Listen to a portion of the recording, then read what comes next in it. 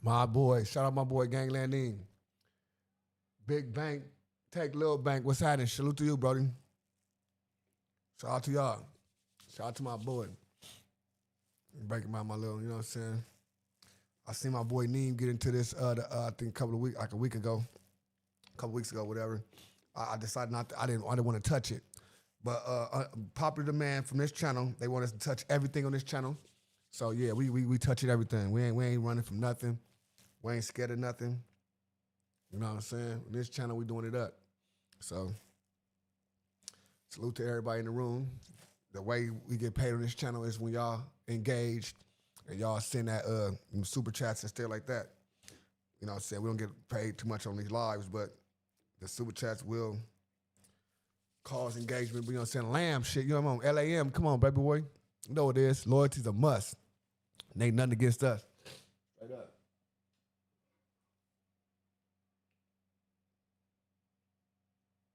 Damn. You know what I'm saying? We got 6 minutes. We're gonna just warm it up a little bit. You know what I'm saying? Do it up. You know what I'm saying? Do it up one time, lamb. Loyalty's a must. Facts. It ain't nothing bigger and better than that. That's just what it is. You know what I'm saying? Salute to y'all. Salute to the room. Let's get them likes up immediately. Let's get them likes up. You know what I'm saying? Yeah, get your, you know what I'm saying? Get your stuff together. Go ahead and roll our blunt up for this. We're gonna have a good show.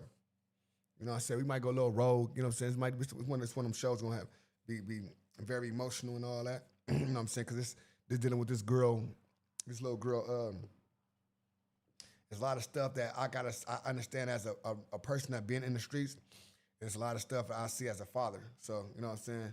It hurts as a father. It hurts way more though. You know, as a father, it hurts, and I'd be like, damn, you know what I'm saying? But it ain't like it ain't been like this ain't happened in real life. Like we ain't never seen this before. Like for me to say I ain't never seen this before, I never in my generation it wasn't like this. That's a lie. It's a lie. You know what I'm saying? And that's what it be. So I understand why people want me to get into it. I'm always talking like all this godly shit and all that. Well, let me see what you feel about the little yaya doing the 1-2 step like Sierra. You know what I'm saying? Well, by popular demand, we in the building. I'm for sure gonna get this right here rolled up though before I even start. I need this. You know what I'm saying? I need this. Where we at? Yeah, it's 4 minutes. You know, so we start at 9 o'clock. I needed 10 minutes to get my little monetization bar and cracking. Well, we on your girl BJ. You know what I'm saying? We on BJ tonight. We on BJ. We talking about Noah. We going through the Noah case. You know what I'm saying with BJ. She dropped the video 11 days ago. Then the video y'all did 2 weeks ago, 3 weeks ago. I'm gonna go through both of them videos one time. see what she going through, because I heard she got some choice words for a couple of people. And you know what I'm saying? I'm gonna go through the whole thing. You know what I'm saying? I think, you know, straight up. You better get on it right now, dog. You better get on it right now. Yeah, this look kind of like little finger. You know what I'm saying? Little finger. This little finger. So that's them gangland names. That's them gangland names. Let's get it, baby. All right, let's go, man. It's your boy ODM Slim. Listen, you in the place to be.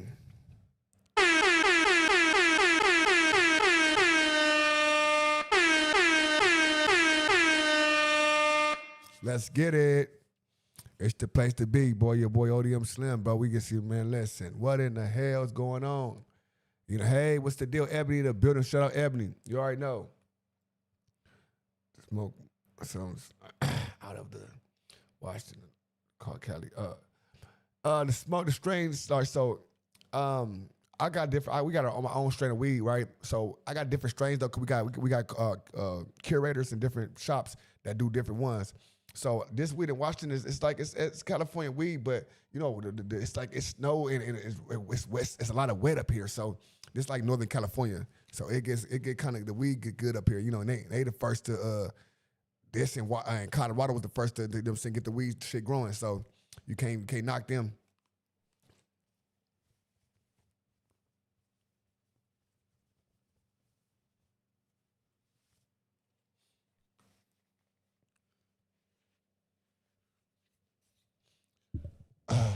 Bluetooth, bro. Sponsored by Dre, where I go? Bluetooth. She made this up. She came with this. Bluetooth. I'm on you like a Bluetooth. What's the deal? What's the deal? What's the deal? What's the deal? What's the deal? What's the deal? What's the deal? We got a minute. You know what I'm saying? We finna slow it down a little bit. We got a couple of seconds. Hold on. Let me close the door.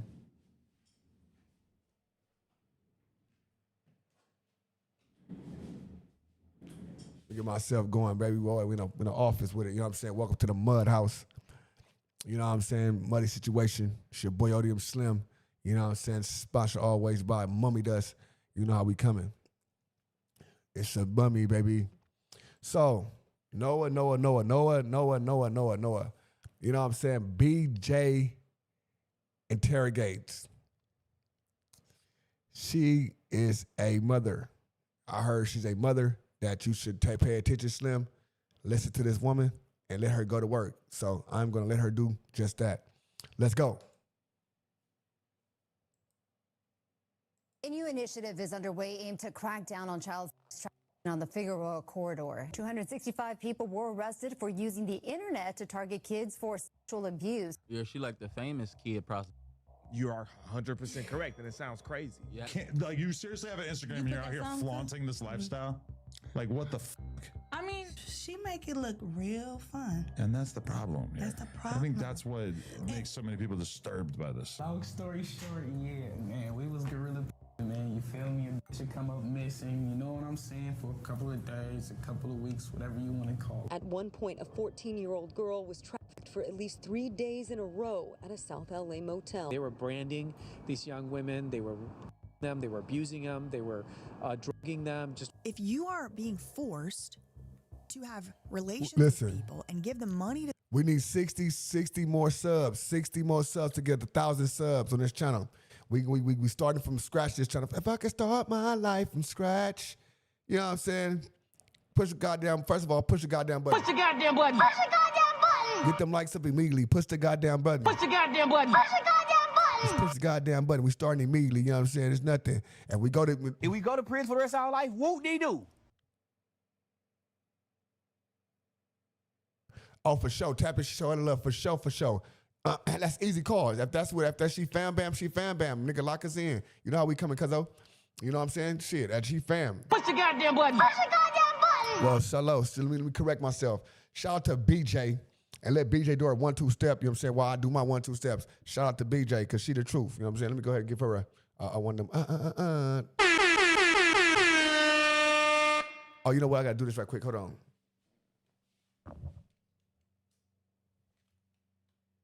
somebody else and you can't leave. It's a slavery situation. How do you know how to say this? I'm like, because I was you before. She's just me 2.0. Don't let this internet fool y'all. Don't let whatever she posts when I'm with her for 3 minutes and literally after that she told me I gotta go. Y'all need to pray for me because this shit is getting harder and harder by the day, literally. The fact that if I don't buy her, then you're going to basically kill her, I don't think that's going to make me more likely to want to purchase her. Please do not send any hate or honestly comments of any kind to anyone mentioned in this video on behalf of me or yourself. The purpose of this video is to give my commentary and opinion on matters of public concern. Thank you. Hide your kids, hide your plug. The Hoover's criminal gang is running amok, and they are pulling in Tanea. They are pulling in Adam 22, 16 Grand Mason. They're pulling in Leta. Oh, yeah. I'm finna start this. Tell me what y'all hear. Hold on. What y'all hear now? Let me see if this works. Tell me if it work, y'all. Tell me if it work. Yo. How y'all doing? It's up. I ain't stuck. They done messed up now. It's your boy ODM, and we ain't playing tonight. BJ, she said, get him, I'm gonna get him. Say that. Me, what they thought? Me, Gangland Name in the building. Shout out Gangland Name, nigga. Gangland Name, nigga. Straight up. Straight the motherfucker up. We time to play, fool. Stop playing with us. Nigga, it's ODM, nigga. Money situation. We in the Mummy Dust Mansion, nigga. It's going down. Shout out my boys. Gang. The web is webbing, the worlds have collided, and the collision course led them straight Oh, the gang, that's what I'm talking about. It's up. to a federal indictment and a RICO. Girl, let's talk about it. So, first things first, we gotta travel back in time. So I do timelines on this channel and predictions. Around December 7th, 2 years ago, 2023, Mark Leta posts a video interviewing a 13-year-old runaway. She's 13 years old. It's pretty much undisputed. I don't know. I didn't check her birth certificate, but that appears to be what's being presented here. Look at the title of the video. And I bitched fit about it, and so did a lot of people. West Side, nigga. What that West Side like? Nigga, me, West Side. West Side, Gangland Name. I before the E. Golly, I don't know y'all. Remember that.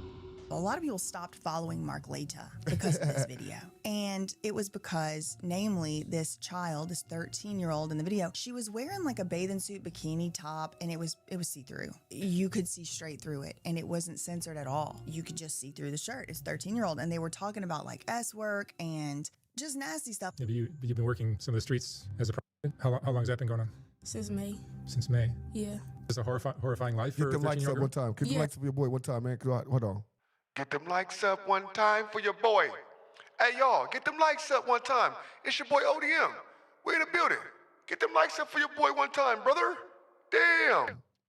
You know what I'm saying? Just get them likes up. Get the likes up, please. Get the likes up. Every time like before I go to the blade or anything, like my stomach, it'll feel like I'm finna throw up. Like I made a whole video about it. I'm not getting into it right now, but all of that happened December 7th, 2023. In the video, Mark Leta discussed S-work, like I said, her client's supposed, estradiol preferences for younger children. She had braces in this interview, and notably, no tattoos, pretty much. Oh, I got you on the gang. I got a drop for you on the set.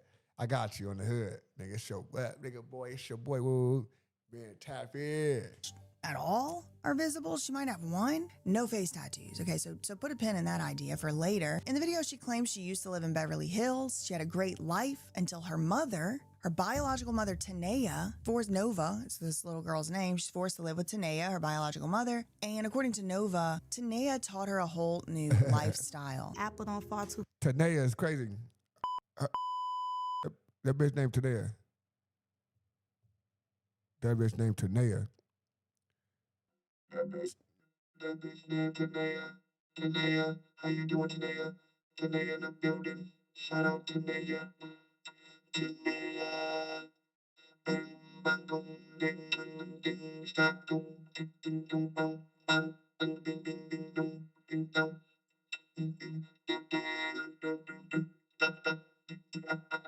Before I from the tree. She has a father too. Now, a lot of people took issue with this at the time. One Reddit user made an ominous prediction at the time that I wanted to read to y'all. This is Sid Witch. I was able to catch the video before it was made private. One of the things Nova said repeatedly was that if she were to die today, no one would know. There's a real fear she has of being forgotten to the streets. She thanked Mark in the video. She said he saved her life because now she doesn't have to go back to the abusive PIMP that she was living with. She said that she met girls as young as 10 years old on Fig. Now, Fig is Figueroa Street, or the Figueroa Corridor, specifically this area of Los Angeles, California that is known to be rife with prostitution and substances. The comment goes on, there are many girls who are either trafficked or are runaways. With nowhere to go, they end up on a blade. This is a street where someone walks down for this type of work, somewhere in some city. It's happening more often than we realize. I say all that to say, even though it's uncomfortable to hear her story, she deserves to be able to tell it. Great, wonderful, no problem there, and I've always agreed. I think she should be allowed to tell her story with parental consent, which is the law, and dressed with clothes on. I don't think it's appropriate or proper for a grown man in his 60s or however old he is, Mark Leta, to be talking about S-work with a child. That's a fact. That's a fact. Listen, and that's a fact because she said this type of shit that happens. That it is type of shit that happens in the streets because we say things about this right here about what her selling her body and stuff, right? But what's the difference between a little homegirl, your homegirl, mess with somebody in high school and her boyfriend is in 20-some years old, dope dealer, or 20-some old street nigga, and she in high school, and you know what I'm saying? And like, but niggas ain't saying nothing, you know what I'm saying? Old school homies going to the high school, high school and try to catch the little young girls. You know what I'm saying? That type of shit happen. We sit there and watch it happen too, though. You know what I'm saying? So a lot of people say things about like, oh, what about this? What about this? What about that? But at the same exact time, some of this shit happened right in front of our face, and we fall victim to it itself. Even some of us fall victim to it. Like, oh yeah, I was young and had an older nigga. You know what I'm saying? Like, it was cool. I was 17, 16. He was 25, 26. Yeah, it sound cool, but it wasn't. But you know what I'm saying? But that just that way we raised. Whose name? Okay, so that's I think we should all be able to agree on that. And then showing that and distributing it to us. And then he put it behind a paywall. So then eventually he blurs it out, he censors out the chest of this child. And then he's like, oh, if you want the uncensored version, so the child with no shirt on, talking about S-work, where to find her, what's her Instagram handle, and all kind of other things. Again, I already made a video about this. Basically, Mark lets everyone family know. too, no, for sure. Come on. People get mishandled by your dads, your stepdads, your uncles, all type of stuff. That's what makes people go to the streets. We can, for real, we got to come on. Where to find, how to find, what her name is, how she goes about doing her business. So people was mad at me last time when I said Mark had as a problem added to this too, right? Well, she's saying the same thing I'm saying, bro. Mark is the one that helped bring her out there, put her out there for people to find her, all type of stuff, right? So, you know what I'm saying? Straight up. People be thinking like, oh yeah, this and that, bro. What about Mark come on. What about that stuff? Like Mark got her out there with the little chest all out, all type of stuff. You know what I'm saying? Oh yeah, so what you was doing? Yeah, you was doing this and that, and oh yeah, was that right? And like for real, brother? Like for real? I teach at high school. I done seen all kind of nonsense, you know what I'm saying, with adults for sure. He thinks about certain things. Easy. About 2 months goes by after that video is first posted. Shout out Ebony, you know what I'm saying? High school, you know what I'm saying? Teaching high school and stuff. You know what I'm saying? And it's like stuff that we can't even control or got nothing to go to, but at the same time, just, you know what I'm saying? Shout out to you for understanding that shit, though. Taken down, reposted, censored, shout out to all my people in the building. Saga. And I published Mark Obsessed Office. This video called "Should Mark Leta Be Prosecuted for This?" I'm still wondering. Now, when I put that video out and when I was critical of Mark Leta, anytime I'm critical of Mark Leta, people immediately start calling me a conspiracy theorist, jealous. I'm jealous of the views. No, I can guarantee you I'm not jealous. It doesn't take very much to get a naked 13-year-old on your channel, okay? I'm not jealous of that. I'm critical of it because it's deplorable. And someone obviously needs to tell him because clearly he don't know. Anyway, people start calling me a conspiracy theorist, but the very things that I was concerned about in that video began to materialize before my very eyes. So it turns out, according to these flyers, Ebony Alert is crazy as fuck. Ebony Alert she was the first one on Ebony Alert. It's only for black kids that be missing. So Amber Alert's for the white kids, And Ebony in the works for the black kids. That is cold work, brother. That is cold-blooded work. Nova had actually been missing for over a month.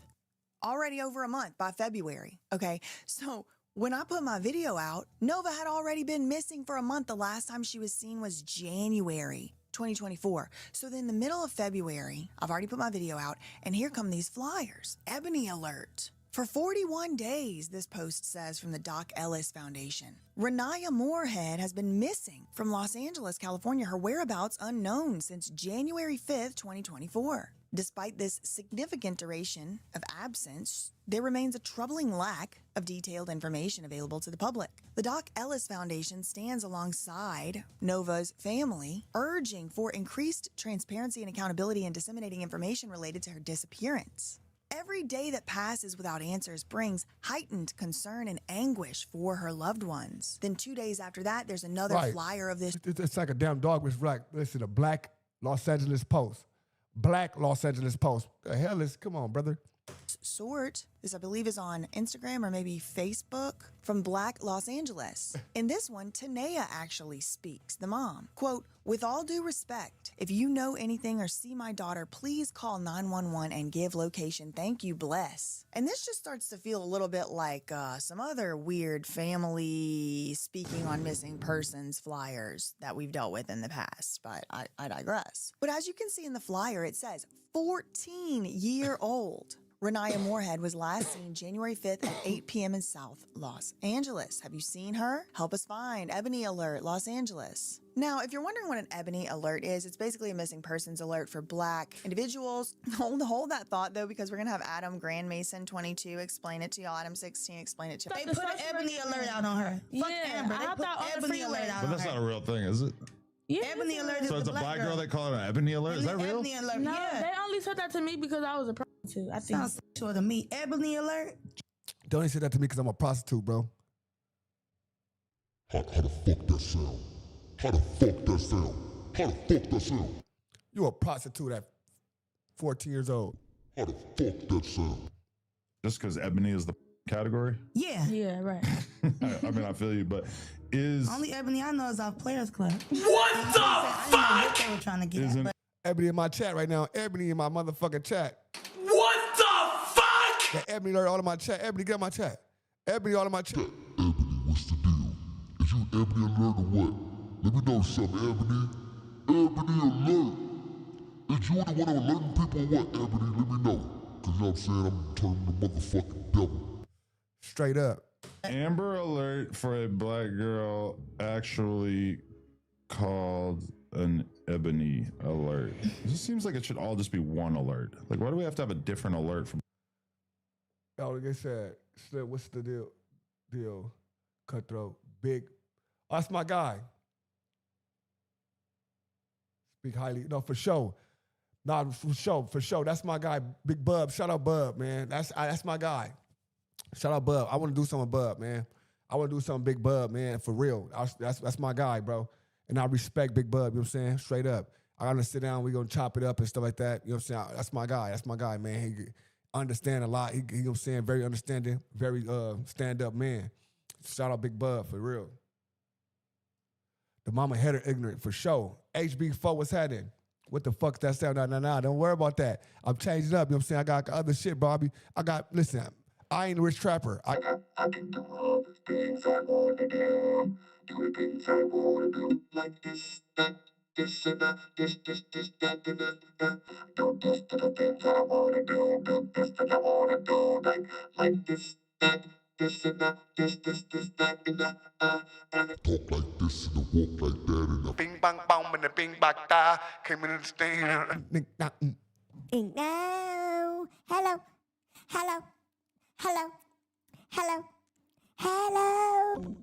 like hello. I just got it like that, brother. You know what I'm saying? When you got it like that, you got it like that. I do this for y'all. You know what I'm saying? This.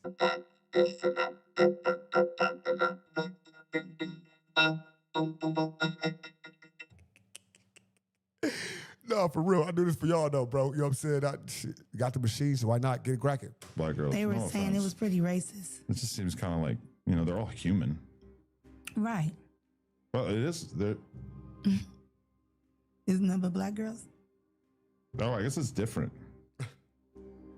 What did it say? Seems racist. It's a statewide emergency system in California specifically created for black persons. This is all happening February 2024, and right around the exact same time as these missing persons flyers and my video coming out saying like this is kind of like dangerous for this child to be being advertising her services and her name and where's her mom and why is Mark Laita talking to her, and like a lot of the members of the public were really concerned about it as well. In the same exact month, we get, for what y'all might think right now is a seemingly unrelated occurrence, but please do note, that same month of the missing persons flyers and all of that, there was a huge arrest for a criminal gang, the 59 Hoover Criminal Gang. This is an offshoot of the Crips. They had established a base of operation in Columbia, Maryland, so they were being prosecuted there for gang activities. However, there's press conferences and news releases that do confirm that this is the same Hoover Criminal Gang, which was actually started in California,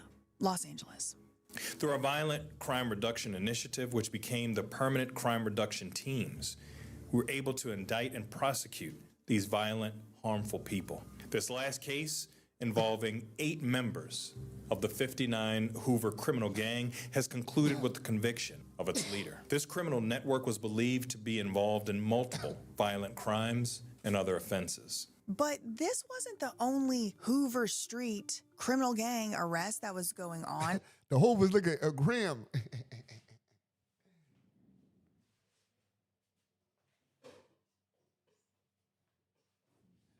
I be tripping off how they be saying Hoover Criminal Gang. Be like the 59 Hoover Criminal Gang, the 59 Hoover, 59 Hoover. We say like they be like 59 Hoover Criminal Gang.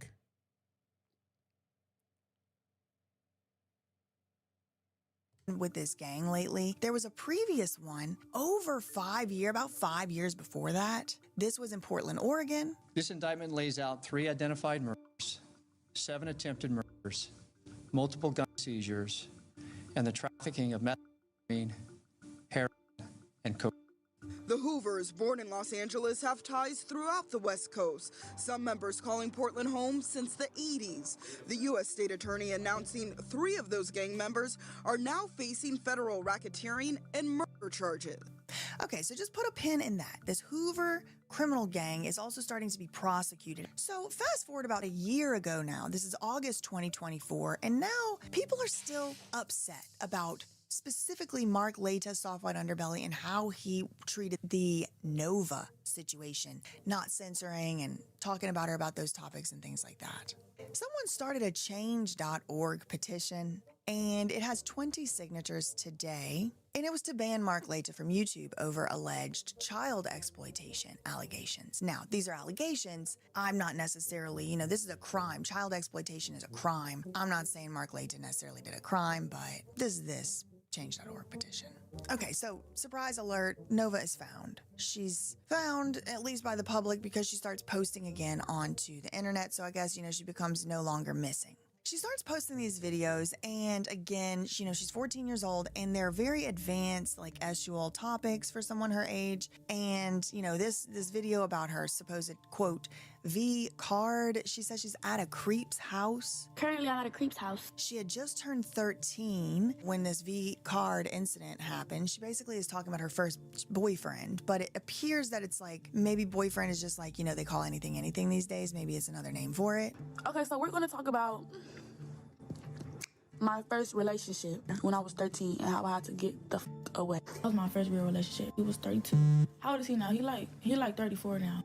Yeah, that's still my boo. I'm not talking to that. So she talks about this time. She said she had just turned 13. It was December 26, 2022, or maybe 3. I'm not exactly. I have some ideas of the timeline. This is also like assuming she's telling the truth. I had just turned 13, y'all, basically, and right now I'm 15. So this was only 2 years ago. So I had just turned 13. It was December 26th. But roughly, she says that, you know, she was never had anything to drink. She's 13 years old. She had just turned 13, and she's out walking with her friend. She's out with her teenage girl friend walking around. She said she had run away from home because her mom, Tania, was, quote, doing the most, and she had talked about these behaviors in her Soft White Underbelly interview. She said she wasn't even doing S work yet. I was walking with my friend. I had just ran away because my mom, she was, you know, doing the most, doing the shit that I talked about in my interview. I wasn't even a hoe yet. I wasn't even a hoe yet. She describes not having love in her family, not feeling love from her family, but her brother would receive love and attention and affection from the family. I've been liking grown people since I was younger because I don't know. I just felt like I needed that. I don't know. I didn't really have love like that. Like my family would show my brother, like, you feel me? You know how favoritism is, the homies. So they didn't fuck with me. They was like jealous. It was like, I'm not trying to say jealous because I don't want to sound like I'm just all that, but you feel me? When you look at it, it's like jealousy because what the fuck y'all acting weird? What, like, and they've been treating me like this since I was 9 years old. What do you like, tell me? She said she's 13. She meets this guy in a gas station. He gets a bottle of liquor. Her friend at the time was 12 years old. Nova was 13. She lied, apparently, said she was 18. She had never drank before. I went with the man or whatever. We get in his car. He like, oh yeah, we finna get a bottle. This didn't ask my age, no, none of that. Fuck you talking about? We get a bottle. We park up next to like a view or something. So we go to the view. We get drunk. I don't even drink. I just turned 13 last month. My friend, she outside. My friend was only 12. She was 12, I was 13. She was finna be 13 now. He like, so how old are you? I'm like, 18. He like, you know you lying. I'm like, I'm really 18. He like, all right. He like, when your birthday? I said some birthday. I looked at, I think I asked somebody when they was born or whatever. I don't know what I did, but I got that motherfucker. So one thing leads to the next, and eventually she has relations with this man. And he was 32 at the time. And Nova makes sure to point out in her videos, she's like, this is what I looked like at the time. You know, it was obvious that I was a baby. A child, a young person is what she means by baby. Nigga, y'all think I got a baby face now? No, I had a baby. I'm finna show y'all how I look. I'm finna put it right here. A baby. A kid. What are you talking about? Kid. So this guy, he's living with his cousin, and the cousin is a woman who's younger. I think she said his name was Antoine. I don't know. We'll call him Antoine. I don't know if that's his name for sure. First of all, he didn't even have a house. He was already like living with his cousins and shit. And look, whole time this is a grown ass man with his cousin, his little cousin at that. Like, huh? What's really going on? But it's none of that because she was already grown and she had a so. I'm like, okay. So he basically moved me in with the cousin. You feel me? I was 13. I was cool with it. I'm like, I don't have nowhere to go anyway. I just ran away. So, but Antoine, you know, moves Nova in with him, but he's living with his cousin. So the cousin starts realizing Nova is very young. The cousin looking like this little girl look young, so she questioning me and him. So it's getting weird. And says, you can't be in my house with this little girl like that. So they move out. Nova ends up living in a car with this man. So we started sleeping in his car. All the while, there is very well-documented instances, public instances of Tania and Nova not having a good relationship. Like, Nova is running away from something. She used to abuse me. She used to go on live. Your antibiotics, but you want to go get hit on. Expose me, embarrass me. She used to... Look at C-Mac in the background. Well, she cooking in the towel, cuz. She cooking in the towel. Just gave C-Mac some of that good yeah. What's up, my boy? What's the deal? You know what I'm saying? How y'all doing? Let's get them likes up, y'all. Get them likes up. You know what I'm saying? Get them likes up me. Let's get them likes up. We want to get them likes up. Make sure y'all subscribe to the channel. Send us to the group chat. Send us to everything, y'all. You know what I'm saying? Send us to all the peoples. You know what I'm saying? I had to bring all the groceries in this motherfucker. Groceries, motherfucker. Post my messages. Yes, she is a child. You regret having kids? No, this is 35 years of hard work. The same thing she doing now, this been happening since 4 or 3 years ago. He does not like my daughter being on the street, so we're arguing about that all. Do you like your daughter being on the streets? Heck no. Maybe it's just she's too, grown. She's been exposed to too much now. But I mean, again, whose fault exactly is that? She was living in Beverly Hills. She had not been exposed to this stuff. But anyway, Nova said that eventually her mom did call the cops, and Nova was taken to a group home. She was get a jawbone fight crap. That. Give me that jawbone. home, but she ran away from this group home back into the arms of this so-called boyfriend. And she mentions here that she made Mark delete an interview that she did together with Mark. Remember that part, because she doesn't like the way she looks in the interview. She says it here, Sean, I didn't like the way I looked. I was looking crazy because this man had beat her up, gave her a black eye. So shit was cool for like 2 weeks. Then I said something that irked him pretty bad. This slapped me. I'm like, don't hit me. He hit me again. I hit him in his eye. He had like a little scratch on his eye. He was mad as that nigga beat the. That was the very first time. I'm like, all right, maybe this is love. I don't know. Love hurts. She was selling content, and again, she was underage. She's still many years from being the age of selling content being legal. And she said this guy, this boyfriend, would beat her up and take her money from her quote. Oh yeah, no, for sure. So that I'm letting all that. So Grinder Day, I'm trying to get everything ready for Grinder Day, so we can hit everything at one time. I don't want to be doing extra shit, find some extra shit. That's why I'm not trying to look at all that shit. I'm trying to get all that shit on Grinder Day, so I'm going there on Grinder Gate Day, and we're gonna go in there and do it up inside there. You know what I'm saying? Straight up. So that's why I'm trying not to look. I'm just trying to collect all the shit, get all the videos that's gonna be done, and then I'm gonna blast everything. Content. Then y'all know I sell content, so this nigga was taking all of my content money. I was losing weight. I was buying him food. I couldn't get no food. He would get mad every time I buy something. I would buy something with my money. He'd be like, "You wasted money, cuz." It's my money that I made on my cellular device. First of all, he was 17 when I met him. Now he's 18, finna be 19. So I was 14. And the mom knew how old I was. They knew me off the internet already, because you feel me? We're from LA. Do you know what the fuck I am? Be for real. The mom didn't give a fuck.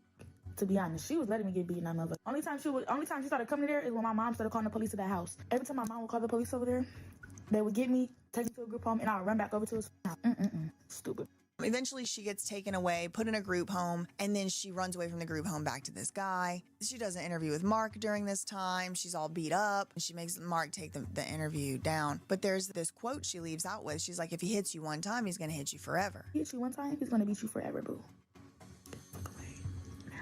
So fast forward to, a couple weeks later, there's another round of news reporting coming out about teenage girls being forced into S work on Figueroa Street. A new initiative is underway aimed to crack down. So Tania famous, right? So Tania had a famous song with YG, you know what I'm saying? She had a famous song, YG, her and her mama. She said like Cat. She a Snoopy Badass baby mama as well. She got kids by Snoopy Badass, right? But she's involved in that type of life. So her daughter at 13 decided to get involved in that life. So she's been involved in that life. So she came back and got back viral again. She's been viral for doing these interviews with Mark, but she got back viral just recently because of the Hoover indictment and the boy Richie saying that she was a part of the indictment, saying her name like she's a part of the indictment. So that's what got her back jumping. You know what I'm saying? She kind of died out a little bit, but then she got back jumping because of that. Down on child trafficking on the Figueroa corridor. NBC4's Amber Frias is live from City Hall with more on the multi-agency effort and reaction from the community. Amber. Now, this area has long been a hub for sex workers, so much so that one mom I spoke with says she's getting ready to move her family out of there. They interviewed this mom who's like got to move her family out of the area because like her kids are seeing how other young girls are dressed and her kids want to dress. All right, we got 78 people here. Can we get them likes up? Let's get them likes up. Let's get them 50 likes. 20 more people out of 78. Double tap the screen. Hit that 3-prong thing, you know what I'm saying, in the side and get that like. Hit that like one time for your boy. Dressed like that. She's calling it pool clothes. My child couldn't come outside and play because somebody might be up and down the street naked. Lee says her daughter became more aware of her surroundings and started asking questions about what she saw. Then she would see someone young like her niece or younger cousins. So now she's wondering, why do that girl get to walk down the street with that type of outfit on? Isn't that for the swimming pool or the beach? They talk about rescuing 84 minors from Figueroa Street in the last 6 months. In the last 6 months alone, Los Angeles police have rescued 84 minors from Figueroa Street. I'm flipping shit, brother. I got daughters. I'm flipping shit. I'm popping niggas down. Andre John, I'm popping niggas down. Boom, bop, boop, boop, boop. They got popping you down. I need a gun sound now. Street, including one as young as 11 years old. But again, what did we hear from Nova herself? What does she do? Whenever she gets rescued, she runs right back. Especially at night, this area becomes an outdoor bordello. What we see along the Figueroa corridor is a human rights tragedy playing out each and every night. It does appear to be like a problem that is recurring. Then they announced this task force. 6 months, whatever goes by. We're into this year, 2025. It's April 23rd, 2025. We get an article about a sting operation of a notorious gang. This is from The Times. Inside a sting, America's most notorious traffic corridor, the number of girls as young as 12 forced to work on LA's Figueroa Street. Again, Figueroa. In recent years, The Times joined police on a nighttime operation to rescue them. Okay, so this is all building up. We had the task force announced. Now there's a sting operation. The Times is like, oh, we went on it. This is April this year, 2025. Some notable quotes from this article: the number of juveniles out here has exponentially grown. The Times observed the rescue of a 14-year-old girl who had run away from a children's home in Northern California. Now, this is not Nova. I'm not saying it's Nova. There's many people that could be aged 14. This is a allegation of a whole ring. So I'm not saying this is Nova, but this gives you an idea of, from this Times article, how some people get pulled into this against their will. She had run away from a children's home with another teenager. But the other teenager beat her, took her phone, and forced her into work. Social media has become one of the main routes into underaged work, especially since the pandemic, which drove even more children online and put those from troubled backgrounds into a pimp's reach. They give another example: a woman named Amy, a former child victim of this type, abuse victim. They call a child worker, but I mean, like, y'all, please. She said when she was 13, she was living in a care home in San Bernardino. Shout out Emmanuel Harrow investigation at a standstill. When a woman sent her a message on Instagram, July 2020, asking if she and her 11-year-old sister wanted to make some money. The 13 and 11-year-old sister. Now, there's also another little snafu here. It's the decriminalization in 2023 of loitering for sex. This used to be something that was punishable by going to jail or being arrested, but it was also used as a way to pick up people suspected of being underage. Well, it's no longer being criminalized. Here's a clip here. Even if it seems obvious, we're observing females that are dressed provocatively with very minimal clothing, flagging. I'm dogging niggas. I'm dogging shit. When niggas topping it, I'm getting on niggas like this.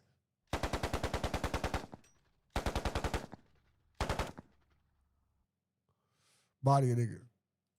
Down vehicles and or impeding traffic. a bill sitting on Governor Gavin Newsom's desk would prevent police from arresting a person for standing and waiting around with the end goal of sex work. We know that women of color, we know that trans people are much more likely to be stopped and harassed under the current law by law enforcement because the current law encourages law enforcement to be profiling people based on how they look. Equality California helped craft the bill. California Family Council is fighting the bill. It makes it harder to help vulnerable women that are in crisis. It makes it. We got 944 people. We need 56 more people to subscribe to the channel so we can get to 1,000. Let's get there. More difficult to prosecute and to hold accountable the men that are abusing victims of human trafficking. So back to this article, the Sting Operation article. On a good night, an undercover operation will rescue as many as 3 girls, but they are not always willing to cooperate with the police. And we're talking about, again, underaged, under 18. Some as young as 12. Many of these girls refuse to answer questions and they run back to their pimps once they are passed into the care of basically CPS. Now, Nova, of course, admits that she does this and has done this. So the next month, May 2025, that's this year, CBS puts out an article about Operation Spring Cleaning, which happens to be, I believe, the same operation we just read about in the Times article a month before. The Times is like, oh, we were part of it. So then now you start actually hearing about people getting arrested. Look. New at 4, police arrested more than 250 people in a big internet crime sweep across Southern California. LA Police Chief Jim McDonald and other law enforcement agencies shared the results of Operation Spring Cleaning, a 2-week sting across 5 counties last month. 265 people were arrested for using the internet to target kids for sexual abuse. 27 children were rescued during this investigation. Then 1 month later, What's the goddamn button? Mom, I guess. She shows up for a Soft White Underbelly book promo. And I'm not gonna probably react to this, but maybe I'll put a few clips right in here. Ooh, Nova. I make a lot of money off that on God. I sell like tapes like oh, hell no. They like to see, oh. This when I came from Antoine, I was looking crazy, Mom. Oh. Turn the page. Mark, why would you put this one? Oh. I read The Art of Seduction, motherfucker. I know what you're doing. That's funny. That's funny. I was looking a hot mess, Mark. Why you didn't put the other one, Mark? Because your nipples. Oh, yeah. People think I'm a perv. They think I didn't even pay attention to it. I didn't even notice it until people started making comments. I did a video of it. I didn't pay attention to it until people started doing videos, and I started understanding it. Look at this nigga. Look at this motherfucker. Of a 13-year-old prostitute. And she had a bikini top that I wasn't even aware that you could see through it. Oh, really? Like, I'm not a breast man, so I'm not really looking at her breast. But what do you like in a woman's body? The shape of her waist and hips and all that. Yeah. Legs. So you like more like curved kind of. Long. Curving, like something you can grab on. Tall and thin with nice curves. Tall and thin but nice curves, yeah. Which is not the easiest mix to get. No, it's hard. South Central LA, you done made it, girl. Girl, be quiet. Very interesting. South Central LA, you done made it, girl. It's crazy work. Who you with? Who you fucking with, brother? South Central LA, you done made it, girl. It's fucking nuts. South Central LA, you done made it, girl. What the fuck? I wanna choke this bitch. Let's get it.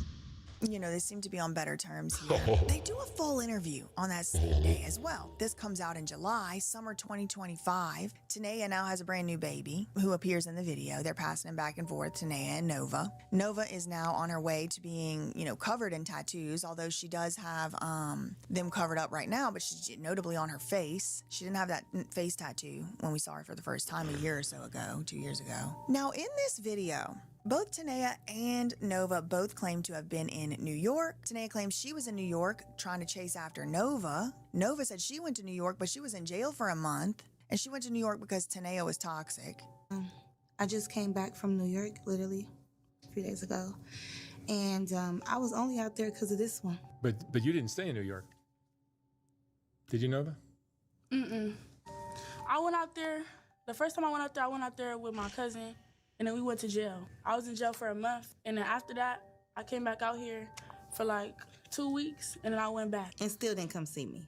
But that's another story. Because she wasn't answering the phone. But then they get to this part about Tanea supposedly taking responsibility or accountability for basically being the worst possible type of parent imaginable. And she said, I teach my kids and I mature them a bit older. Sometimes she said, I have to ask myself, do I have these kids in survival mode? Are you guys getting along? Yeah. We're getting along. I mean, so much better because I just said, you know what? I took accountability, first of all, because I just started to notice, like, why are you like this? Is it really me? And I just was like, you know what? I have, like, the way that I teach my kids, I could tell by my 5-year-old, I do mature them a little bit older because... What we be going through? What we be going through, I want them to be aware of everything, you know? I would rather me tell them things first or just... And I realized, like... He said, future bad baby, you crazy. Why would you say that? That baby ain't bad. That baby can be bad. Maybe I got these kids in survival mode. I don't know. Don't express yourself to nobody, she says to her kids. I'm always saying be tough, keep it going. You know, don't express yourself to nobody. Whatever you want, you can get. All of that type of stuff. And you know, Nova, Nene, I call her Nene. Mom, don't do all that on me. She takes it to a whole nother level. But you say you like when I That's call a you fact. Nene. That's a fact. I can't now. Even the ones inside there, they the person that supposed to had the little situations for sure. That they said that the Hoovers got on him, he got him on him immediately, made him PC up or whatever. So that's a fact. I give you that. You know what I'm saying? we don't, you know what I'm saying, a lot of things are going on in a whole different world. See, pimping is a whole different world, and you know that's a whole different world. So we don't just be monitoring our homies on the blades and shit like that. You know what I'm saying? They do a lot of things on the blades that we don't got nothing to do with. You know what I'm saying? So that's a whole fact, though. You know what I'm saying? We ain't whoever. That's why they got on the media listen, bro. We can go you the homie or whatever, bro. But you got that Kinace. We ain't going for it. We gonna get them on you real fast, and we gonna get you up out of here. Enjoy yourself. Oh, then people gonna start calling me Nene. Nova supposedly is not doing S work anymore, but she, I guess, kind of is because she's still, quote, selling videos, but she's even slowing down on that because she keeps getting deleted from websites and platforms because what she's selling is pictures of she's under 18. Have you still been working on the streets? Mm-mm. Or motels or hotels or anything like that? You're not doing work? Mm-mm. No. You're not selling videos? No. Tell the truth. Yeah, I've been selling. You have to stop. No, I've been stopping though because they keep deleting my Instagrams for child pornography, so I just stopped. Then Tanea laments that there's, quote, whole websites of her baby from OnlyFans. And it's like, but who made the baby famous? Who went on Soft White Underbelly first? Who continues to go on public shows and public platforms and talk about their daughter? It's Tanea. She's one of the main reasons anybody has any interest or any knowledge of who she even is. They done made websites of my baby, They got and I don't like that. It's fans, all types of stuff. like it's How crazy. do you think Nova got this way, Tania? It wasn't me. And yeah, that stuff should be taken down. That's disgusting. Nova, agrees her mom's teaching her and showing her how to be mature. Tanea admits to talking about these horrible, horrific, traumatic stories to Nova when Nova was as young as 10 years old. Basically, as a therapist, this to me looks like grooming and this teaching to be mature behavior. I'm gonna take accountability. This is what I feel like I motivated her to be. Just this woman. Okay, let me tell you. So what it was. It's not technically my mom that made me like this, but you know how I'm like, smart and mature and all that? She made me mature because the things she was telling me and, showing me. But like, what was I? Tanea is crazy. As in me, like, being prostitute and all that, she didn't show me that. Like, she didn't show me that because if that was the case, y'all be seeing her too. But the whole stuff, it don't really got nothing to do with her. And it was believable, like, even though she's young, it's like she know a lot. And I'd be like, dang, how much was you listening? Like, I thought I was just venting because I didn't have no therapist. So at 10 years old, I used to be talking to her like, yeah. And then, like, when I was 9 and 10, like, she used to be telling me all the stories, everything. Tanea admit. Telling her the stories is crazy. Telling your daughter the stories is fucking nuts. To calling Nova a bitch. First of all, they would tell my daughter, oh yeah, if your mom really loved you, and she would think like, yeah, my mom did just, call me a BRTCH or. And going off on her on live when they were in New York, when she had chased Nova down, which she should. That is her parent. She does need to find her if she goes to New York. I'm not gonna lie, like when I was in New York, I went off on her and that went viral too. I was like, are you recording me? I went off on her and people were like, oh, they was dragging me. Y'all was dragging me so bad. You've been through a lot on social media. I was crying because I'm like, I'm not really like that. She caught me on a bad day. Nova thanks Mark for giving her platform. She's very thankful and grateful to the platform that Mark provided to her. I know you love the popularity, but another thing too, I realized it was good that she did go viral a lot because girls, you done gave my whole platform, huh? I done did what? I said Mark done gave me my whole platform. Like, he didn't help me on YouTube. Like, these interviews. See, he gave me a whole platform. It's crazy work. Mark, they gave me a whole platform. Interviews helped me on YouTube. I mean, I feel like the interviews helped you. I feel like I done helped you every other month. I'm like, my daughter missing this, or if you find her. So it was like, through all of this promotion, a lot of people used to tell me, like, stop giving your daughter clout. I'm like, clout? This is our real life. Like, yeah, it's clout now, but okay, so what I'm supposed to do? Just sit at home like, oh, yeah, she out there, girl. We ain't gonna post nothing about her. Don't say nothing about her. And then when I'm dead, they gonna be looking for you. Yeah. Like, oh, you didn't care. It's like, damn if you do, damn if you don't. But when we reunited, a few days ago, I was shocked to see people like, oh, you guys are genuinely happy you guys miss each other.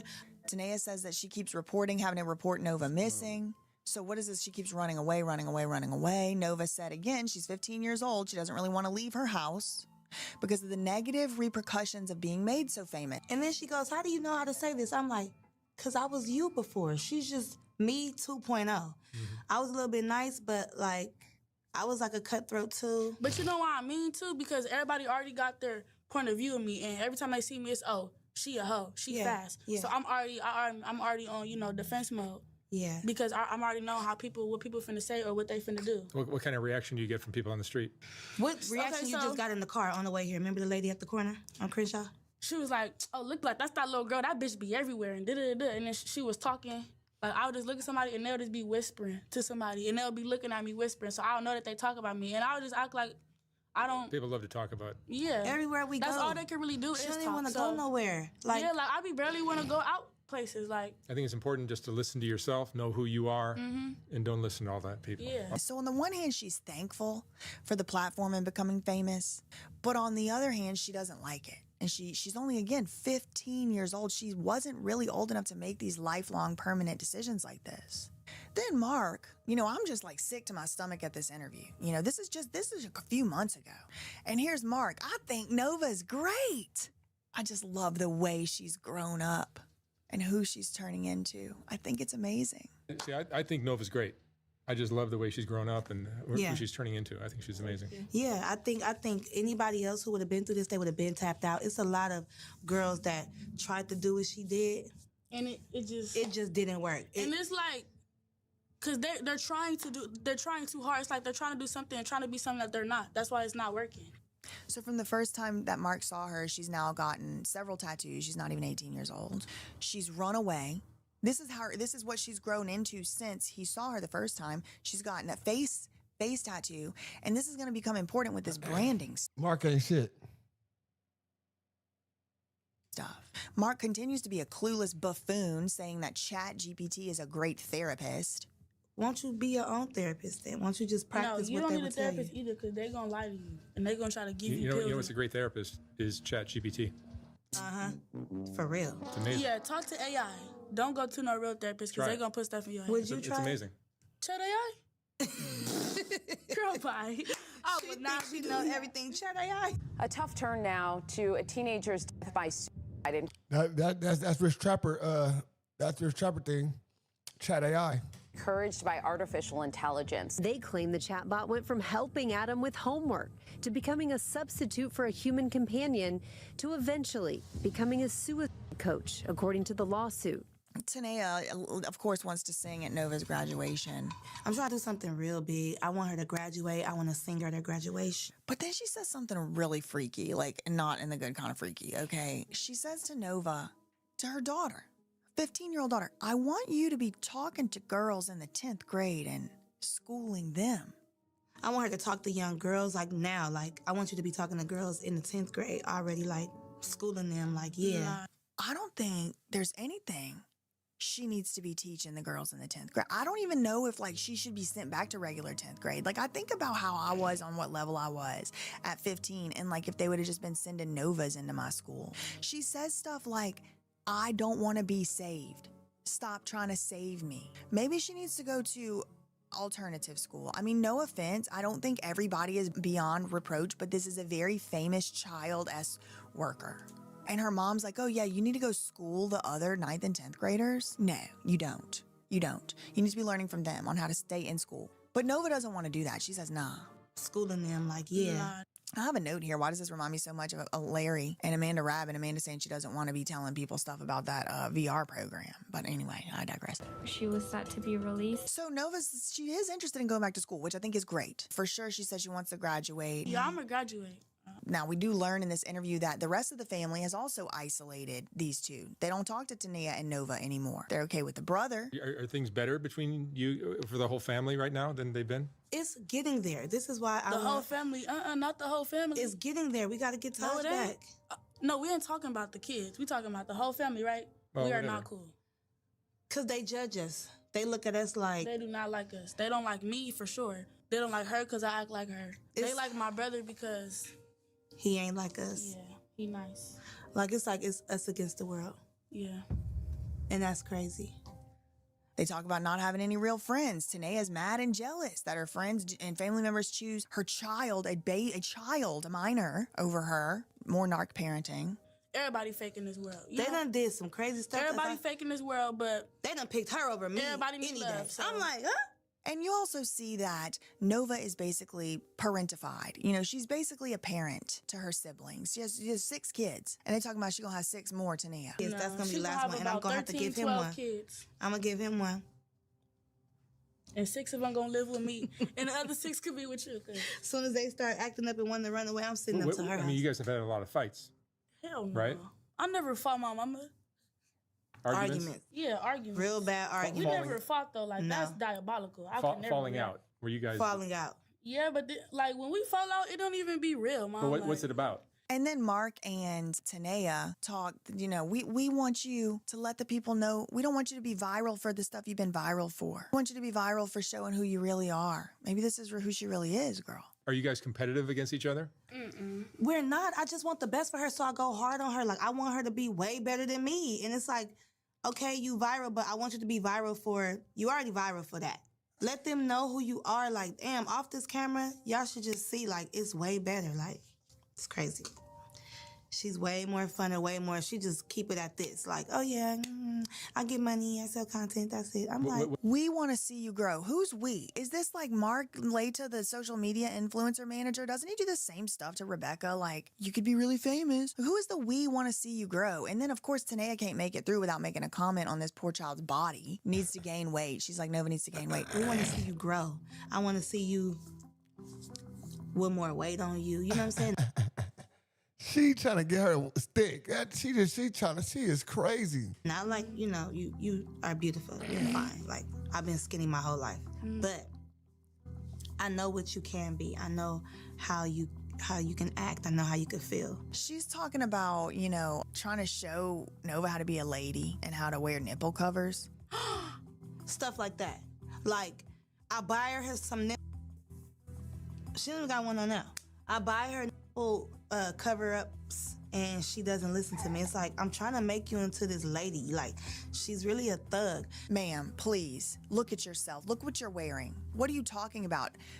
Nova's more covered up than you. You're going to teach her how to be a lady? Mark makes sure to get in a grammar joke. Nova's like, yeah, I definitely want to go back to school. I definitely want to, you know, graduate for sure. So it's like one thing she might still have some type of faith in herself in. And here's Mark. I think you be using the word be incorrectly. I think you're using the word be incorrectly. Yeah. You be using the word be incorrectly. I know. What the fuck? And then at the very Nasty end, bitch. Mark ominously says, you're growing up beautifully, Nova. Thank you. You're growing up beautifully, Nova. Thank you. Thank you. I just thought we should sit in the silence of that for a moment. Okay, so then, you know, that happens. And again, remember, that was part of a book promotion. That happens. Nova then, you know, makes one of her infamous lives, talks about how she got a black eye. People were like, did your mom give you the black eye? She said no. My mama didn't give me no black eye. Dead homie, she didn't give me no black eye. It's gonna go away though. It's the same black eye.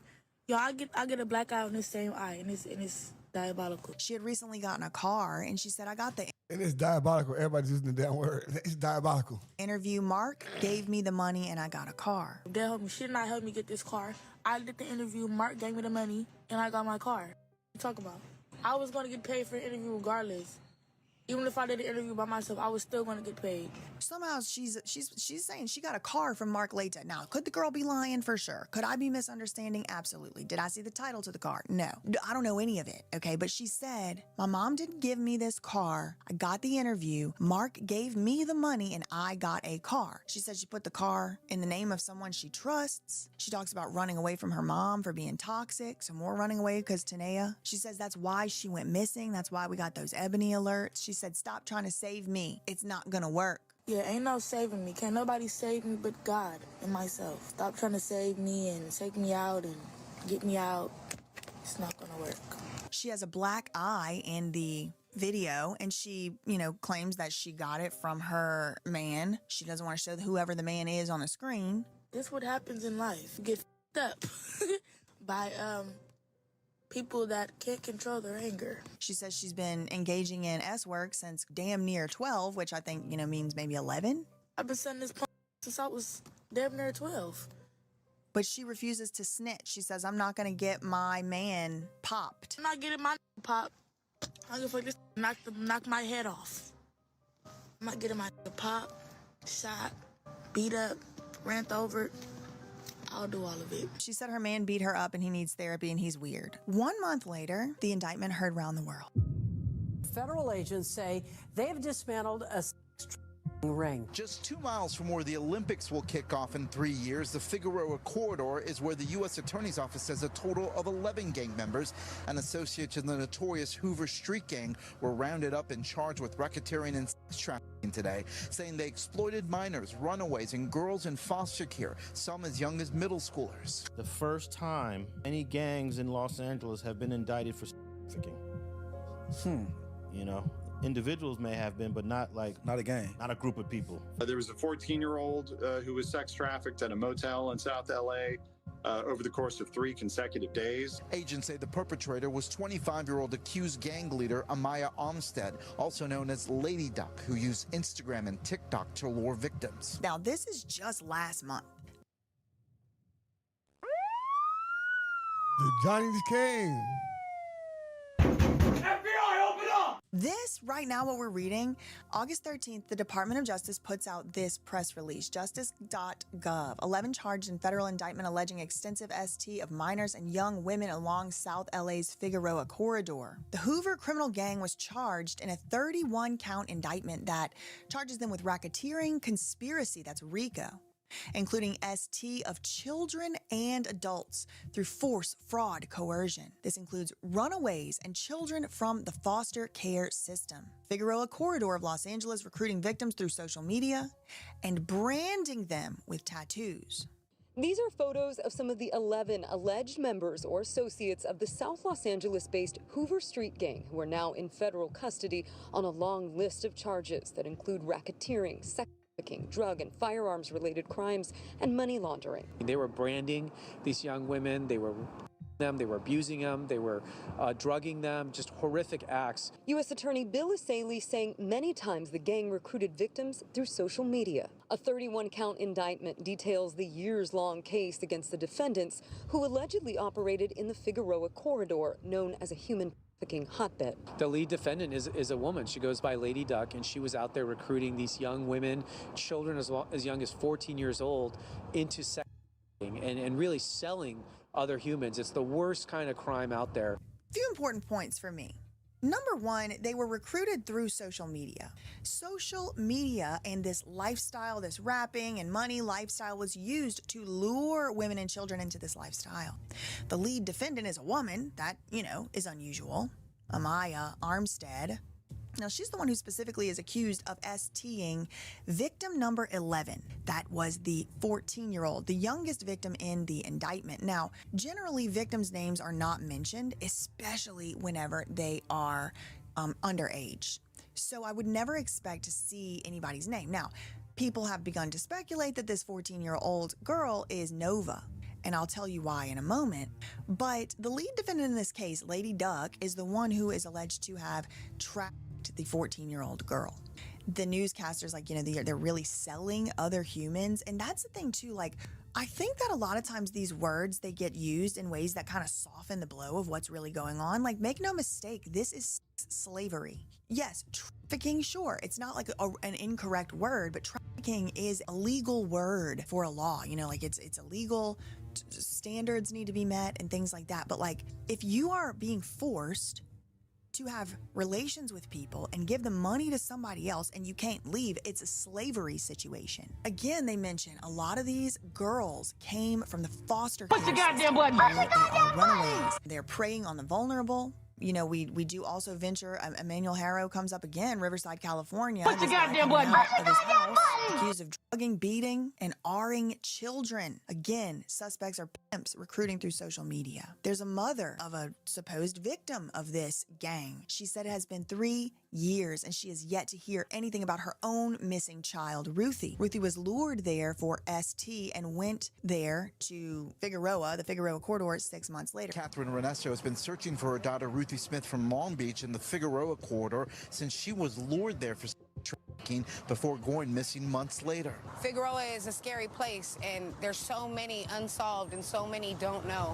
And my daughter falls into that category of being and don't know. Something that you need to know that the feds, and everyone is innocent until proven guilty.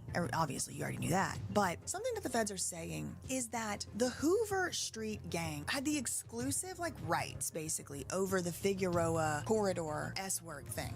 They had exclusive rights. Nobody was allowed to be there on the blade, working, doing the S-work, without having been permitted. Without having been permitted to do so by this Hoover Street. Now, that's what the feds claimed. So, this young girl, she went missing. At one point, a 14-year-old girl was trafficked for at least 3 days in a row at a South LA motel. Like I said earlier, the rumors had started to spread almost instantly that Nova was one of the alleged teenage victims because all these things start adding up, right? Nova said in her first interview with Mark, she don't have a PIMP because she doesn't like the idea of having to pay somebody else. She's selling her XYZ, and she doesn't like the idea of having to pay somebody else for her work. Are you working with a pimp? Mm-mm. You're not working with a pimp? I can't do pimps. That's hard to believe at 13 years old. Yes, you don't I know, but what I've experienced, I can't do a pimp. It's like you're outside selling, not to cuss, but you're outside selling your, just to give it to a nigga. That doesn't sit right with me.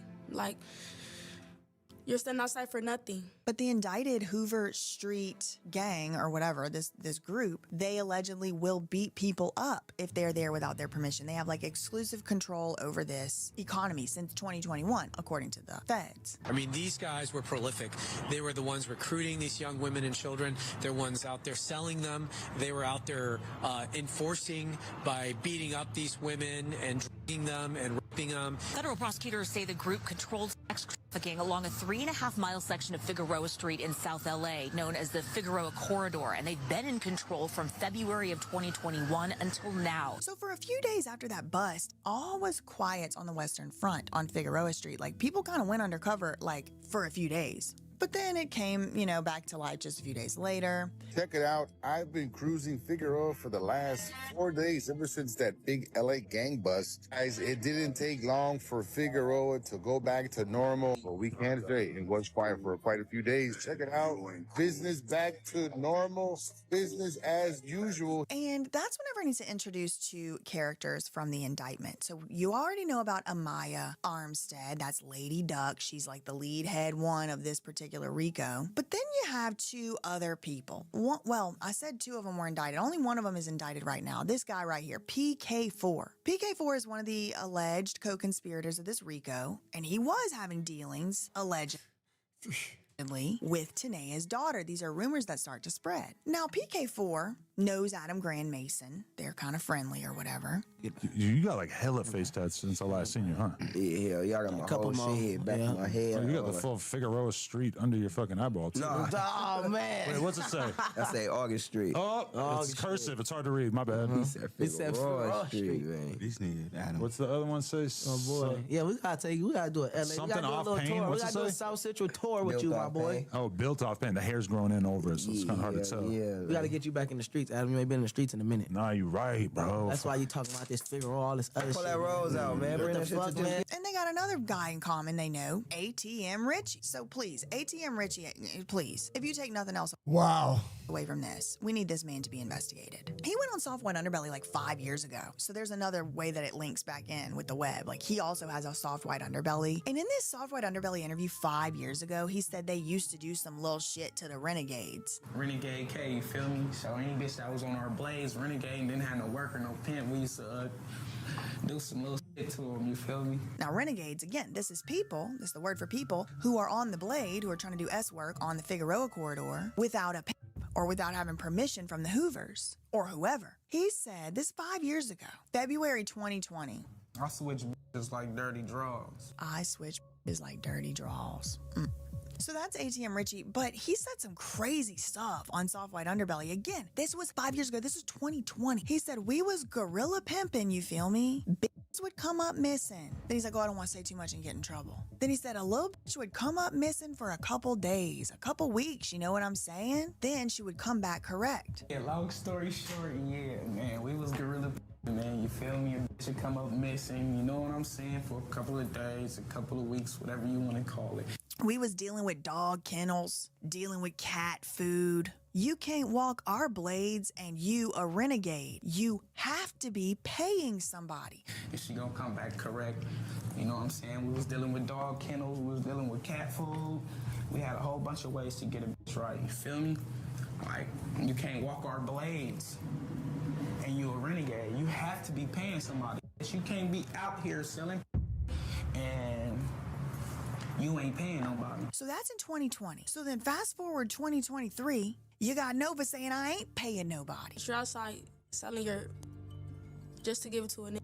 That doesn't like sit right with me. Like, can you understand how she might come into conflict with somebody at some point? Like a criminal gang? This man said in 2020, you can easily come up missing forever. He talked about the torture, burning with cigarette butts, pouring bleach on these women, hot water in the shower, making them call him daddy while he was torturing them and running the hot water in the shower on them. You know what I'm saying? You can easily come up missing forever. You know what I'm saying? Like, this shit real. So, yeah, like burning with cigarette butts, putting cigarettes out on bitches, all type of shit, man. Pouring bleach on bitches, making bitches bathe in bleach bath water, putting bitches in the shower, closing the door on them, turning the hot water in, making them call you daddy while the hot water on. You feel me? And telling her like, yeah, you know what I'm saying? Like, he said you gotta break their spirit. Once the spirit is broken, you can do whatever you want with them. So you gotta break their spirit, you feel me? Once their spirit is broke, then you're capable of doing whatever with it. You know what I'm saying? That's real gorilla. He said, don't worry, that once you make a name for yourself as a freaking sociopathic degenerate, I guess, you don't have to do that no more. He said, but I done did some stuff to bitches. That's for sure.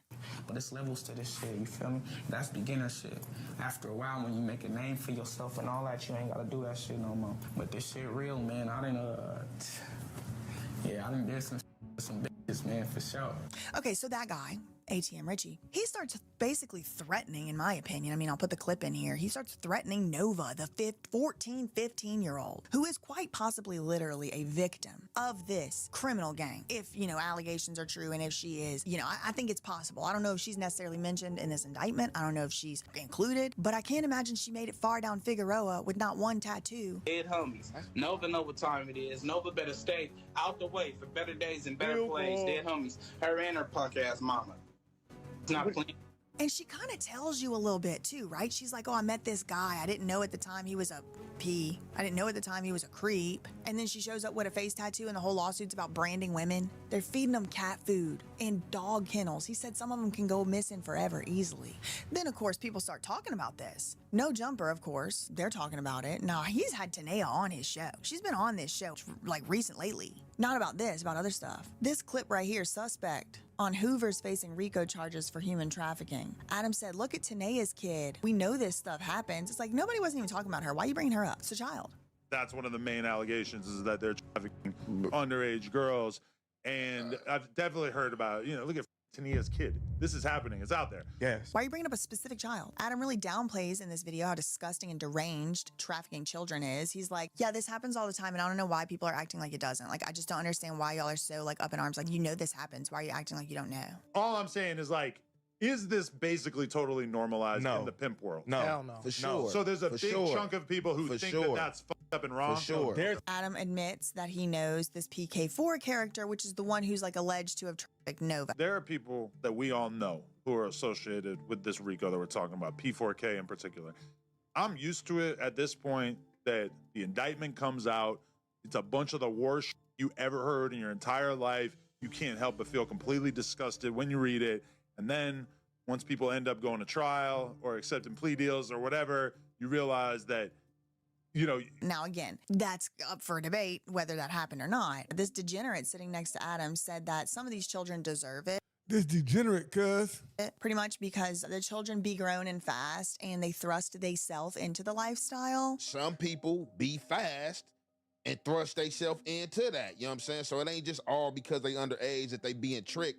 Some people be grown and fast and thrust themselves into it. So that should give you a pretty good idea of why nobody comes forward around these creeps. Shout out, though, to Almighty Suspect, who actually was the voice of reason through here. And shout out to all the girl dads who actually stand up for the babies in these conversations, because I know it's hard whenever all these degenerates are just like, but I thought everybody does that.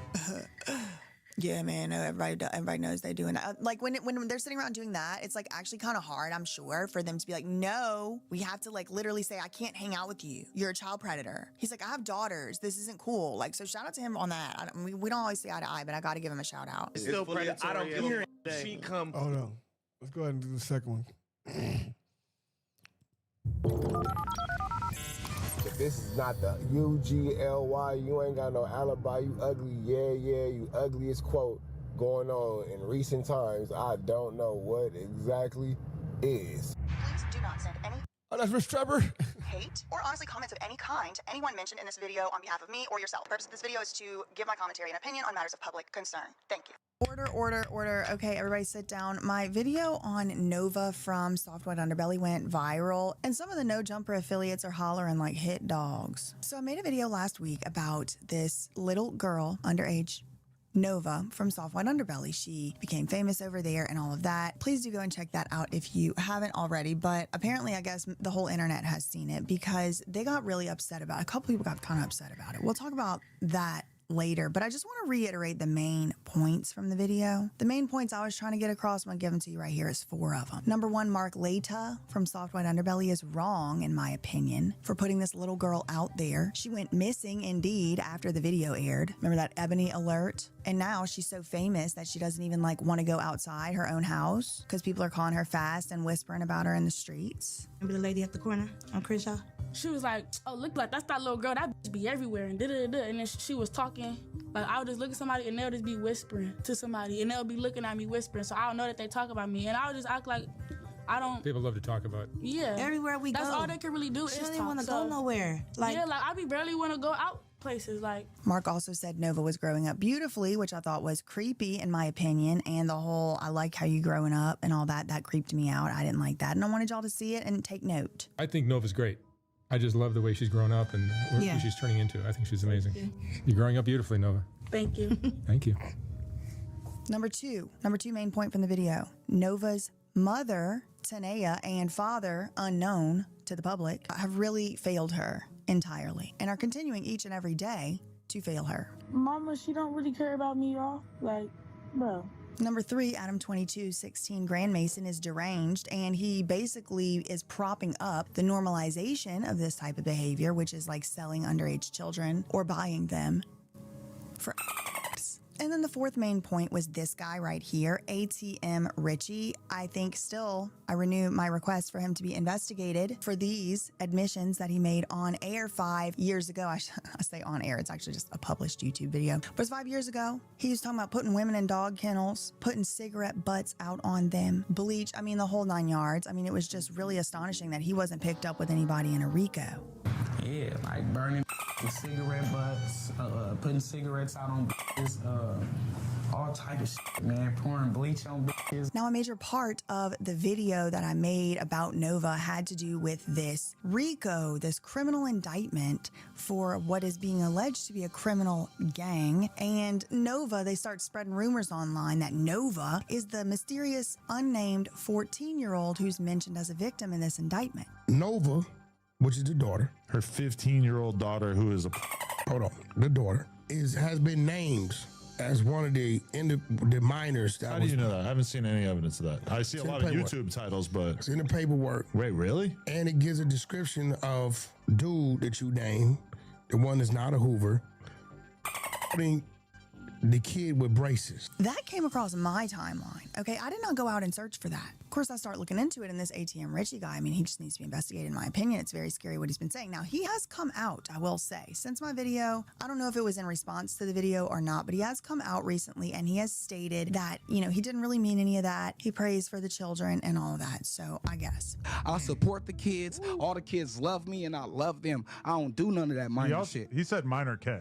Minor K's. But then out of the other side of his mouth, which is the original side of his mouth from 5 years ago that he was talking from, he is talking about Nova being somebody's property, but maybe not his. He's like, here in this video right here, he says actually Nova belongs to the set.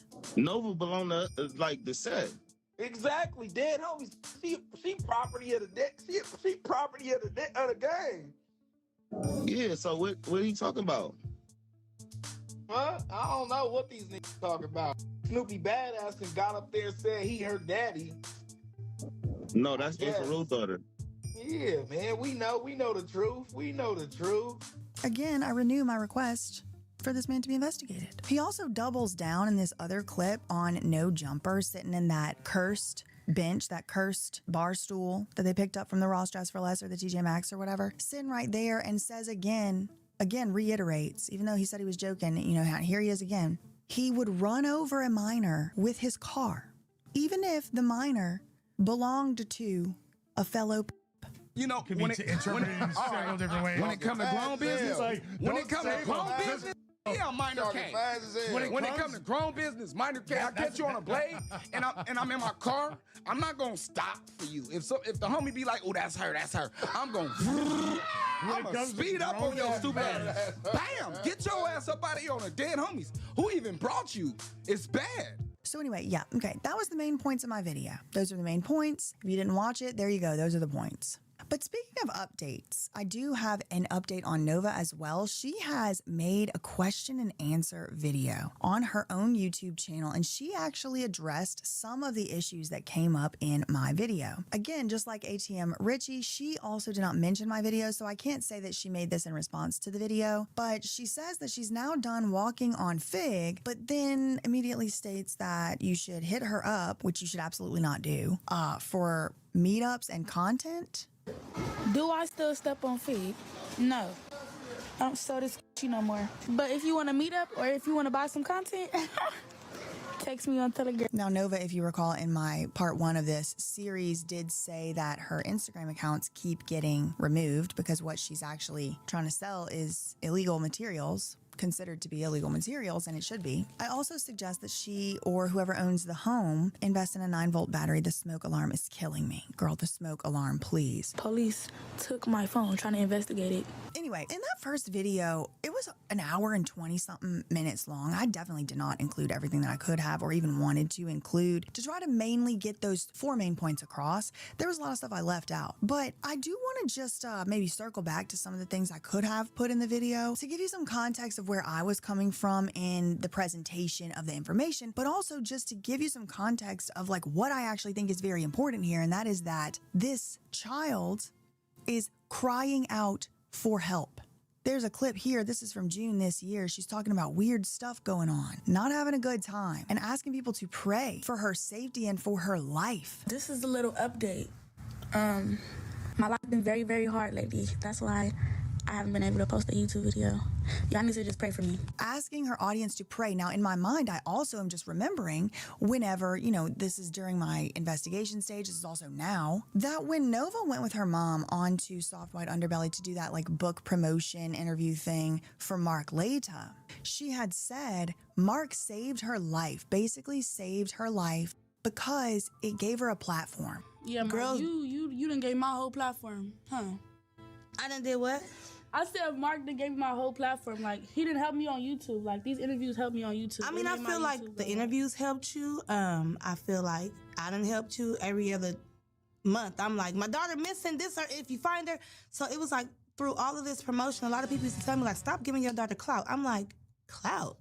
This is our real life. Like, yes, clout now. There was other people saying, she was just so scared of like basically dying as an unknown person in the streets. And so here she is just in June, 3 months ago, saying, pray for my safety and my life. There's some weird stuff going on and I'm not having a good time. But yeah, like, it's been a lot of weird stuff going on around me. Like, motherfuckers been stealing from me, like plotting on me, all type of weird shit, y'all. I just been having to, watch my back on myself. Y'all need to pray for me. I need to pray for my safety, my life, my everything. Because people are like, bad stuff is happening to people, and I'm not trying to be one of them people. There's this. I don't even think I can actually show it, but the caption is just #help me. And we've been here before. She is doing what appears to be, I don't even know if I could say it. You know what? I could throw up a screenshot. Keita, what's happening? Who you with? What's happening, Keita? How you doing, Miss Keita? I could throw up a screenshot of what it is, and it's Adam Grand Mason, incidentally. Keep that later. But that's what I think, is going on in the picture. That's what it appears to me. With the hashtag help me, okay? Again, another cry for help. Another video right here of her saying, you ever just want to give up? Every time she tries to go home, the reason she runs away, the reason she ran away in the very first place, she said it in that first video you would have seen if you watched it, the very first time she ever even got drunk, was with a man, had a boyfriend, was because she was walking with her friend down the street. She left her mom's house because her mom is toxic. And there is video evidence of this out there, of Tania calling Nova a B-word, all kinds of just incomprehensible things you should never say to anybody's child, especially your own. But here's more proof of that. She tries to go home. Her mom doesn't really care about her. Here's this clip. And y'all be saying it's me. It's not me. I be trying to go home and be, right. Mama, she don't really care about me, y'all. Like, bro, she don't care. My brother came back, she really don't care. And it's not, oh, you're jealous of your brother. I'm never jealous of my brother. I love my brother, literally. I can't even be around him. Like, I'm getting kicked out the car and I have to get dropped off. Like, that shit weird. Don't let this internet fool y'all. Don't let whatever she posts when I'm with her for 3 minutes and literally after that she told me I gotta go. Don't let that fool y'all. Another clip. If she tries to go home, she can't stay long before her mom wants her to leave. She's trying to make a joke of it, trying to make light of it in this video, I think. And then this one right here. Y'all ever wonder why I don't go home? And it's Tania saying that Nova is an evil, conniving B-word to her own baby child. Bro. Okay. Okay, so I can't come with you? Your life will be short. So I can't come with you? TikTok bitches can help you. And at the end of the day, bro, you're talking about nothing, like mom. Oh, well, so what? Mom. Stop claiming me. Stop claiming me. Bro, you keep posting me, bro. Stop looking at my pages. Stop being obsessed with me. I'm somebody you will never be. I have heart, I have dignity, I have morals, and I care about people. You're the complete opposite. You're an evil, conniving bitch. That's what you are. She said, y'all wonder why I don't go home? Why I have to run away? Why I'm better off in the streets? I gotta say, it's a compelling argument. These are all things I could have included in that first video, but I didn't. Instead of staying at her house, she ends up having to stay other places. I don't know where she is here. With all these kids, the smoke alarm going on, that video, that clip we saw earlier, is kids crying. This is no place for a child to develop safely and securely, being called an evil, conniving B-word by their mother, and fast or anything else by other adults. Nova ends up obviously having to stay other places than with her mother or with her father, because they have better things to do, apparently. Here's a TikTok saying that she would rather stay in her car than eggplant cat emoji. What does that mean? Kind of reminds me of this documentary from 1983, where S-workers would live in a house.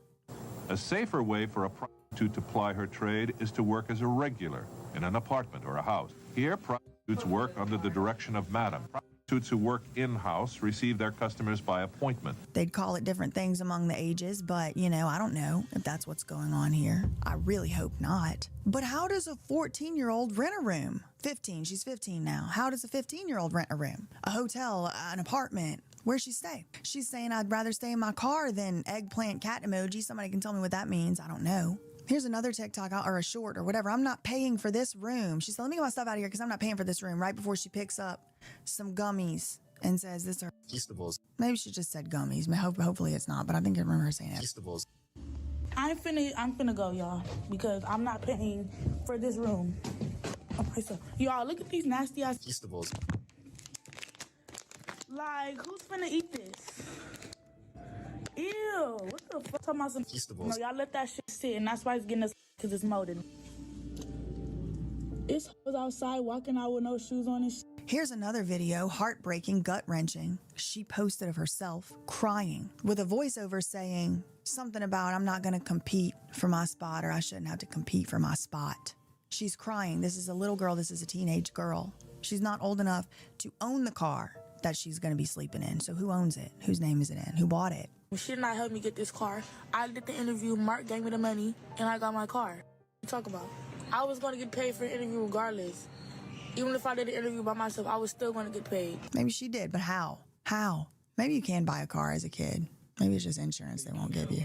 Speaking of her all but deadbeat mother and also father, but we're talking about the mother right now. I went back to her TikTok and I got a little bit more insight into that infamous New York trip that I covered in the first video. This is whenever Nova ran away. She was reported missing. Ebony alert. Tanea goes looking for her in New York, but then Nova kind of like crosses ships in the night and goes back to LA while Tanea's on the way up to New York. So I got a little more insight into that New York trip because Tanea just needed to post the whole thing on the internet, and it makes absolutely no sense. It makes no sense at all whatsoever to me.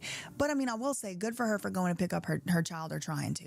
People ask me, why did I leave New York? Well, I had a runaway daughter that I came back home to. Backstory, my teenage daughter hopped on a Greyhound to go to New York. She was popping on TikTok, so I told NYPD she was about to be in New York, and they gaffled her ass up, and she went to jail. I chased her to New York. She went back to LA. What? You sat in the county building for 2 hours just to get denied. Yeah, I got denied because of your ass because I was property of New York. So mama thought fast and said, let's go do an interview since they always interviewing you by yourself. Let's get interviewed with your mama. I was talking her ear off, which she don't like, so she had jokes. This be you. You just really gotta have Just a don't joke. stop. Girl, just don't stop what? Child music relieved her pain, so I just let her. I gave her half of the money of the interview and she still had a problem. Where you going, Nene? Where you going? No, where you going? I tried to record her because she's a 2-time sneaky runaway. She's on this train. Looks nice enough. She's got all these kids with her. And she's like, thank you so much to blah, blah, blah, somebody for the $100 gift card.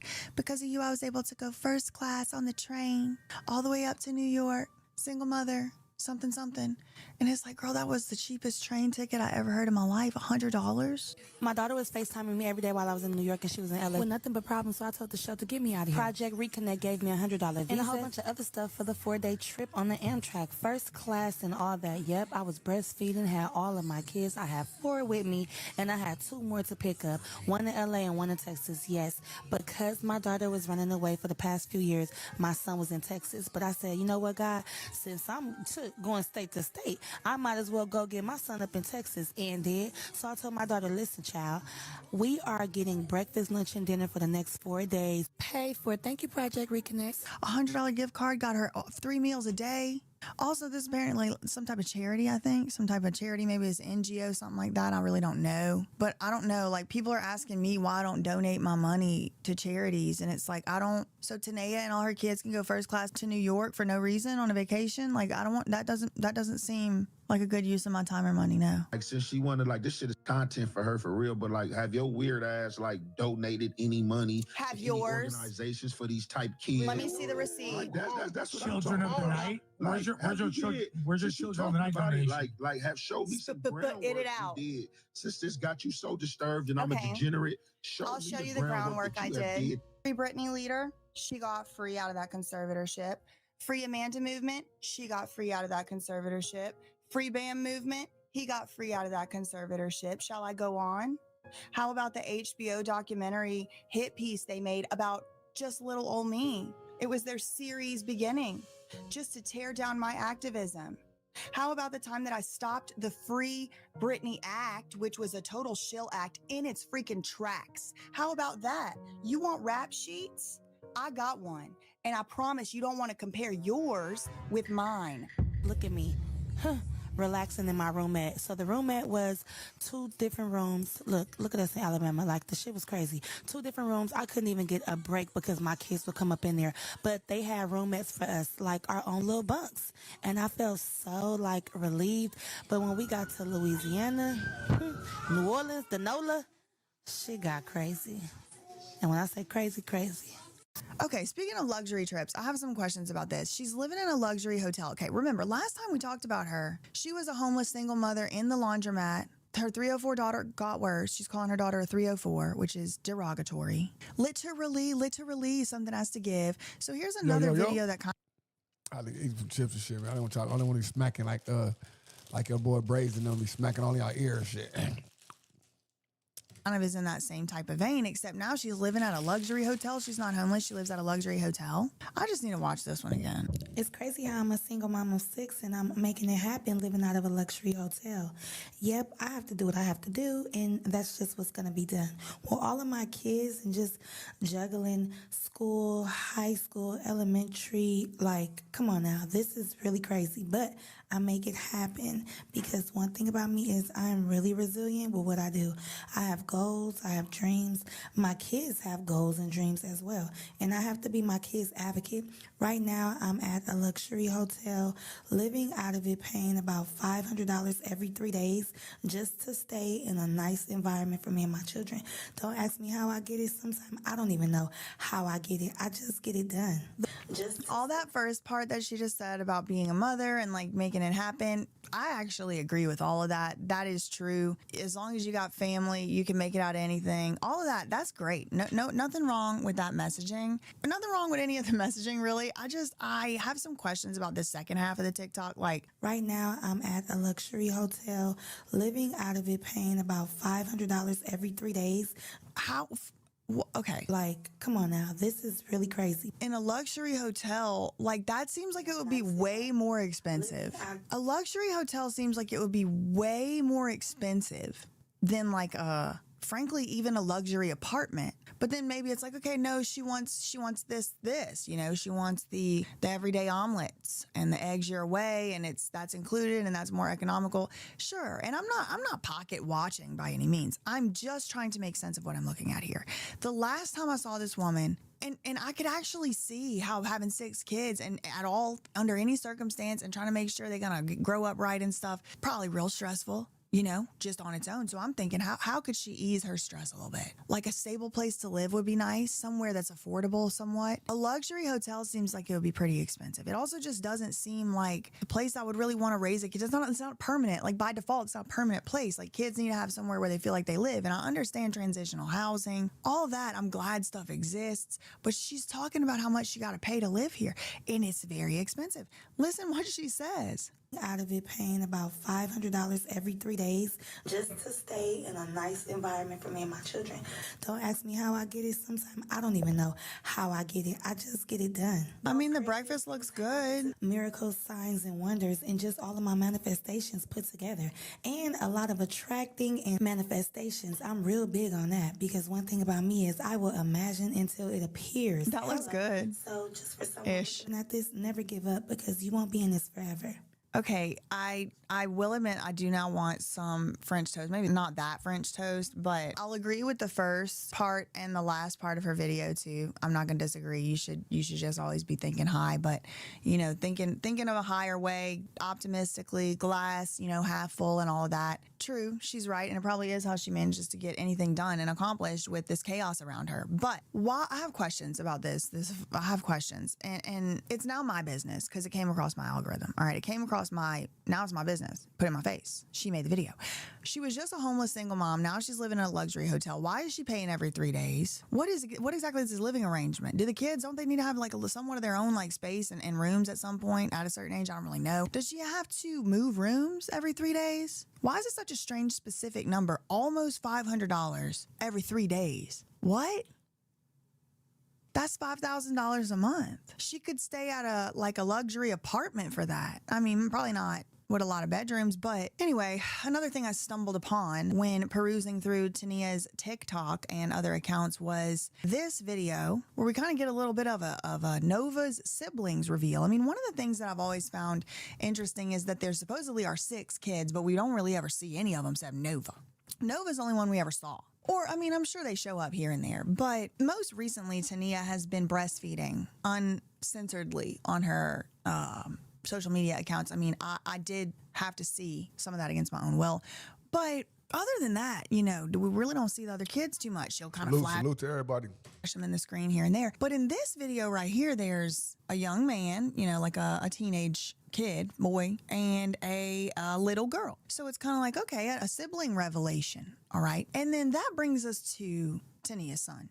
Now, we already kind of met this son peripherally when Adam was mistaking him for Tania's man on the No Jumper interview that Tania and Nova did together earlier this month or whenever it was, the green hair. So Adam's like, oh, is that you have your man holding your baby or whatever? And she's like, that's my son. I love that you got. I'm always ready anyway. I love you got the homeboy over here taking care of your infant. That's my son. That's my brother. Oh, that's your. How old is he? He look grown as. I didn't think you could have a kid. Yeah. He's 17. 17. That's crazy. He got a baby face to me. He look grown. He looked grown to me. Yeah, it was like I was surprised. So I think that's the same son as this son here. Also, the son seems to appear around the Soft White Underbelly. His name, at least, or his presence appears in that Soft White Underbelly book promotion interview with Tania and Nova, where Nova's like, the family doesn't like us. They only like my brother. He's the golden child. We ain't talking about the kids. We talking about the whole family, right? Well, we are whatever. not cool. Because they judge us. They look at us like... They do not like us. They don't like me, for sure. They don't like her because I act like her. They like my brother because... He ain't like us. Yeah, he nice.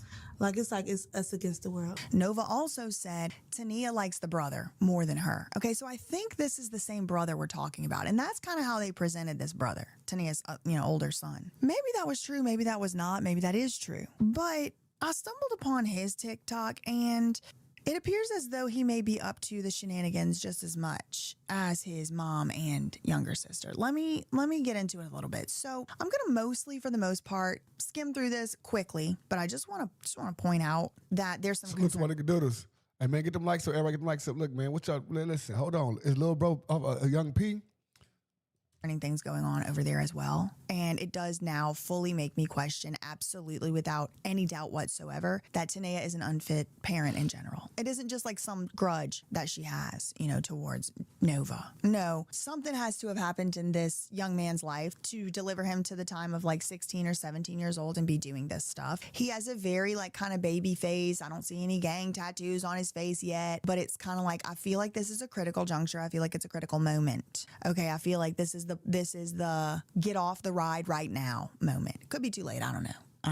But this is him right here. And I think the same one from that other video. Oh man, there's some alarming things here. I'm just going to point to two. The most recent TikTok that's up right now at the time that I'm recording this video is one where he's kind of like, when you find out she's over age and you're not even 18 yet, but you already did everything. With peace and love, I can understand how from a 16-year-old boy's perspective, a 16-year-old young man who's not yet an adult, that would seem cool. But I think it's time we all admit this is the way the cycle perpetuates. That is also abuse. Now, it could just be funny for a TikTok or whatever, right? But it's a concern. Hopefully it's not true. But if that's true, then these older, overage grown-ups that are grooming and abusing and committing crimes, statutory crimes upon young men, they also need to stop because this is how the cycle perpetuates. There's a lot of talk about people being grown and fast when it comes to little girls. I don't really personally stand by or attest to that type of a philosophy. I think it's adults that are abusing children, but it's happening both ways. And I'm seeing a pattern start to repeat with these TikToks I'm seeing. There's this other one right here, and I'll leave you on that one. I was physically repulsed watching this TikTok because this is a child. This is a little boy. This is a child. I'm not saying he shouldn't know what that is. I'm not saying he shouldn't be making those type of jokes maybe to his friends, okay? I know boys will be boys, but this is content for social media. It's public. And do you know who's on social media looking at public content made by children? Predators, criminals, PDF files. Why is this young man putting this content out instead of something else? I mean, these are the questions I have. These are things that I could have mentioned in that first video, but didn't. Unsurprisingly, most people that watched that video that accidentally went viral, I mean, I say accidentally, but like every video, I just put it out. I hope that it does as good as it can do and I move on. This one I think it was my most viral video, at least within the first 3-4 days or whatever. But pretty much nobody seemed to really have a problem processing and understanding and frankly agreeing with the main points. Pretty much everyone was unanimous. Mark Laita was probably not in the right for doing that, although it probably wasn't only his fault. A lot of people were like, you can't blame Mark Laita. You can't blame him for this. He's just showing what's really out there. And it's like, I'm not blaming. What's up, cuz? You already know, nigga. Raised names, you already know. Blocks and Crips. All day. I am talking about, and I still am talking about, how Mark Laita used deliberately as an adult his platform to amplify, to highlight, to magnify a child who in the video spoke about sex acts being... Who was here too, though, for sure. Hold it out. When the government said, hold it out, hold it out. Hold it out, hold it out, hold it out. Hold it out, hold it out. Hold it out. I'll hold it out, hold it. I think I'll hold it out, hold it. Underage. She spoke about running away. She spoke about where to find her. She talked about having a bad relationship or a rocky relationship with her own mother. All kinds of vulnerable things, including sex work and sex acts, which is by statute criminal activity. And all of this happened while this child was wearing a see-through, completely see-through, maybe you could call it bra, bathing suit, top, triangles. And it was uncensored. It was not censored. And she was talking about sex acts. And the title contained the phrase 13-year-old. Pretty much nobody had a problem seeing why that could have contributed to Nova's current situation. It put her on the map. She gives Mark credit for saving her life. Am I saying that he's to blame for anything? How could I? How could I? I certainly think he is to blame for putting her on the world stage. Millions of people around the world know who this child is. And all of these adults are choosing to frame the situation in a way that is not appropriate, and I rebuke. I do not consent. If that's their morals, they pushed it too far, in my opinion, and I say no. But anyway, there were some people who did have some criticisms. This is not the UGLY, you ain't got no alibi, you ugly, yeah, you ugliest quote going on in recent times. I don't know what exactly is. So in the spirit of addressing some of those, even though I definitely don't work for y'all, I'll be addressing some comments. Okay, so I truly didn't even want to... My boy in the building. Shout out my boy, Soho in the building. You know what I'm saying? Soho Network. Shout out my boy. Really even give this one credit because I truly think it's a bot, but we'll do it. We'll do it. Sick Biz, you're a white lady. Okay, we're off to a great start. You wouldn't understand having to put your black children into fight or flight mode because of the environment that they live in. You wouldn't understand. I'm going to say this is the most anti-black and racist comment that I've read all day. This is a degenerate, low down, and anti-black racist thing to say. This is to imply that whenever a black parent is stressed out, they have to put their own children into fight or flight mode. No, absolutely not true. And then one step further, have to be poor parents, such poor parents, and I mean pathetic and that type of poor, not monetary poor. So poor at parenting that your child is a 304, that's what you call her, and you also call her a U 2.0. That's your mini-me. This person is taking up for that type of behavior and saying all black people do this, and I wouldn't understand it. That's ridiculous. I'm sick of this type of argument because I also know it's just not true. It's not true. You don't have to do this to your children. Calling her a conniving bitch, you have to do that because it's black culture? False. You're never going to convince me of that. It's never going to happen. As far as your degenerate mindset, you are right. I would never understand. Can't relate. Anyway, then somebody's uncle was in the chat basically threatening us. I'm putting this up there. That's a threat. Tyler Evans said, bitches get smacked for speaking on shit they don't know about. Then you better shut your mouth before you get smacked, bitch. Moving Oh, that's sad. Hey, she tripping. right along. Okay, so this is a comment I sometimes get from the Mark Laita supporters. I think she needed to tell her story. I agree, Bella. In the magnitude she lives her life. Okay, I'm with you so far, all right. I do think it's important people see her as she is on the street, as she is dressed on the street. No, I don't. You're wrong there. You're actually wrong there. It's not important for that to happen. In fact, and indeed, if we take your logic, Bella, and we apply it to, for example, child abuse video material, if you know what I mean, what you are saying and advocating for, Bella, is that we should put that on Soft White Underbelly Any and every film, we should put people being brutally anything and everything right there on Soft White Underbelly, like it's the faces of death, like it's rotten.com. Because why? You think that's important? Then I don't want to live in a society with you, Bella. I think it's important that we lock people that think that up. Actually, you're banished. If you put clothes on her, it dims the truth. Bella. What about a censor blur? What about a disclaimer at the beginning of the video from Mark Laita that says something like, this girl showed up with a see-through outfit on, and I just couldn't sit in a room with her. It was just too much for me to bear as a father. No, Mark asked her about sex work, and then later on pretended, in my opinion, I think he's lying, in my opinion, but I wouldn't know. He later on said he just didn't notice. You know what his reason for not noticing was? I will actually allow him in this clip to tell you for himself. I did a video of a 13-year-old prostitute, and she had a bikini top that I wasn't even aware that you could see through it. Oh, really? Like, I'm not a breast man, so I'm not really looking at her breasts, but... What do you like in a woman's body? The shape of her waist and hips and all that. Yeah. Legs. So you like more like curved kind of? Long, curving, like something you can grab on. tall and thin with nice curves. Tall and thin but nice curves, yeah. Which is not the easiest mix to get. There you have it. Not because I don't look at little kids that way. Not because I was so appalled as the father of a daughter that I couldn't even fathom my little baby girl being out there on the street like that, and I just had to cover her up. I had to take the shirt off of my own body and give it to her because I was so shocked and appalled. No, it's because he's an ass man, everybody. It's because he's an ass man. So no, that's inappropriate. And no, Bella, absolutely not. Moving on. Yes, good point, peep game pop off.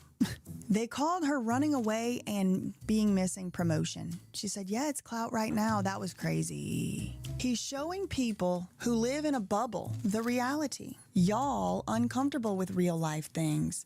The U.S. president is a sex offender with his friends. I don't know if he was ever convicted of any of that, so I don't want to be accused of defamation. That being said, I have been very, very, very vocally critical of the current U.S. president for his actions and behaviors toward women and children, and the one before that. So I'm an equal opportunity creep hater. All right, yes, I am.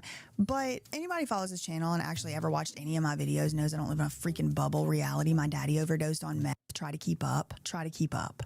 But I will agree with you on one thing. I like to try to find common ground. I am very uncomfortable with real life things. If the real life things are the normalization, glorification, and exploitation of child trafficking, I am very uncomfortable with it.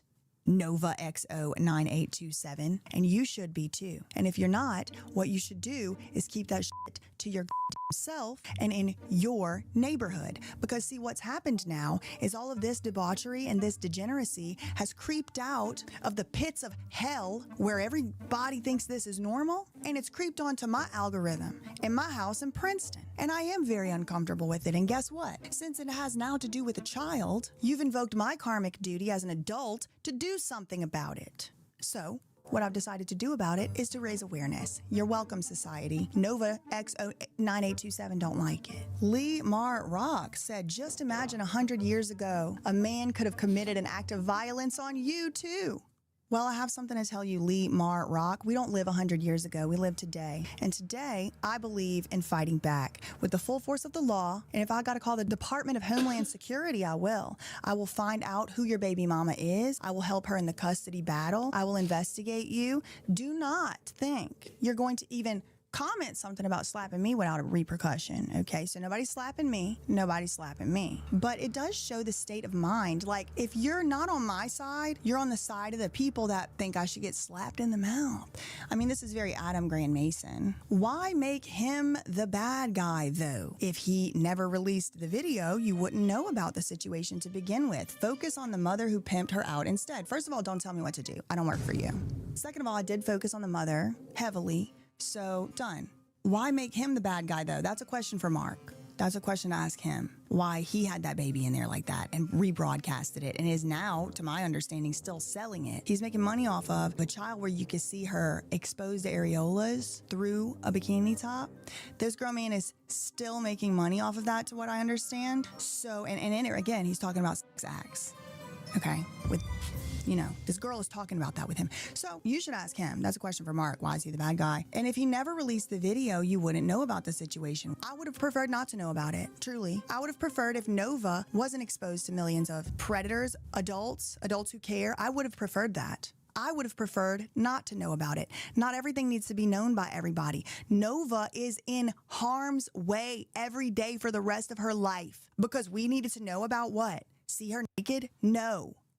No, these degenerate robots. Another sexually harassing comment. They are going to make you earn your name. So they are going to make me, that implies they're going to commit a violent sex act on me. A degrading, humiliating, and violent sex act on me because I said trafficking children is bad.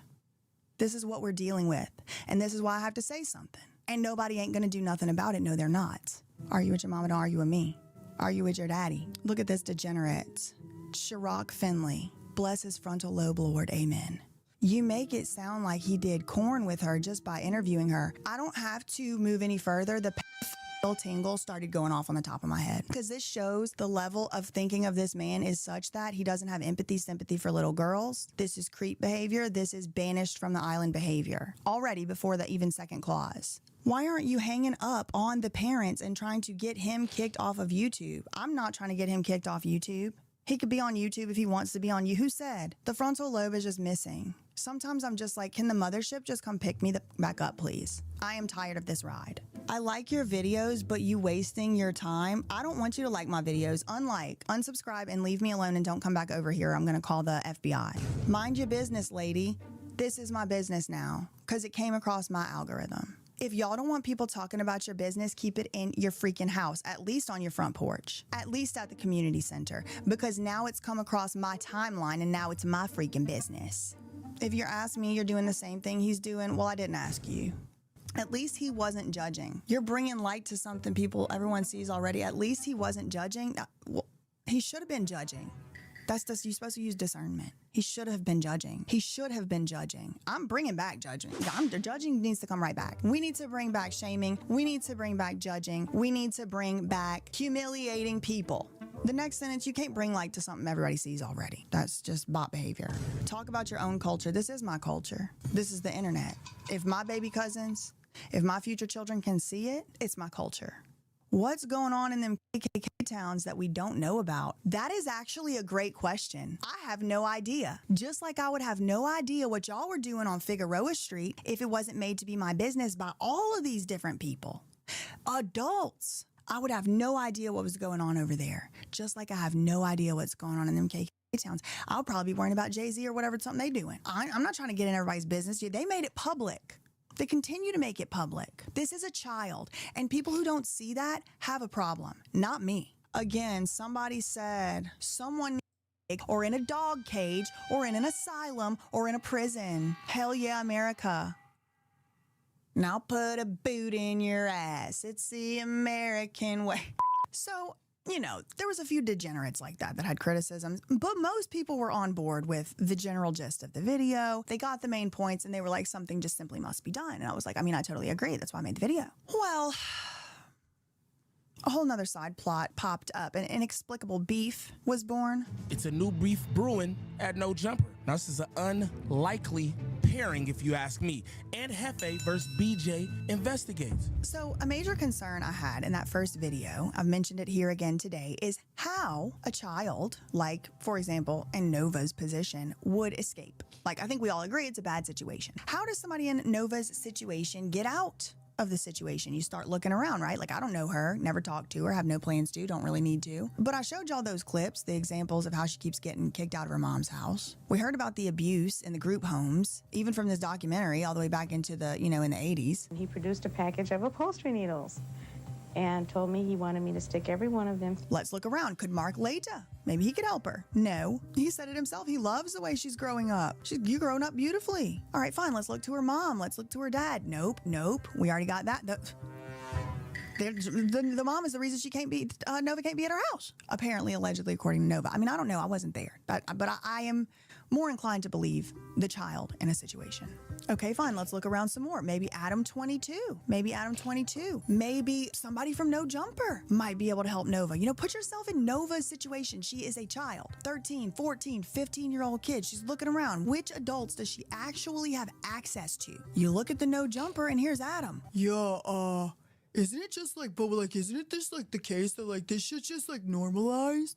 Like, isn't this shit just like normalized? All I'm saying is like, is this basically totally normalized in the pimp world? No, Hell no. For sure. So there's a For big sure. chunk of people who For think sure. that that's fucked up and wrong. For sure. There's absolutely out there doing it, but I ain't gonna lie. Me But personally, look, that's normalized because it's too many cases. You talking to a that's been in the feds, It's too many cases. It's crazy. She gonna get on your aunt right now. She probably going on your aunt head.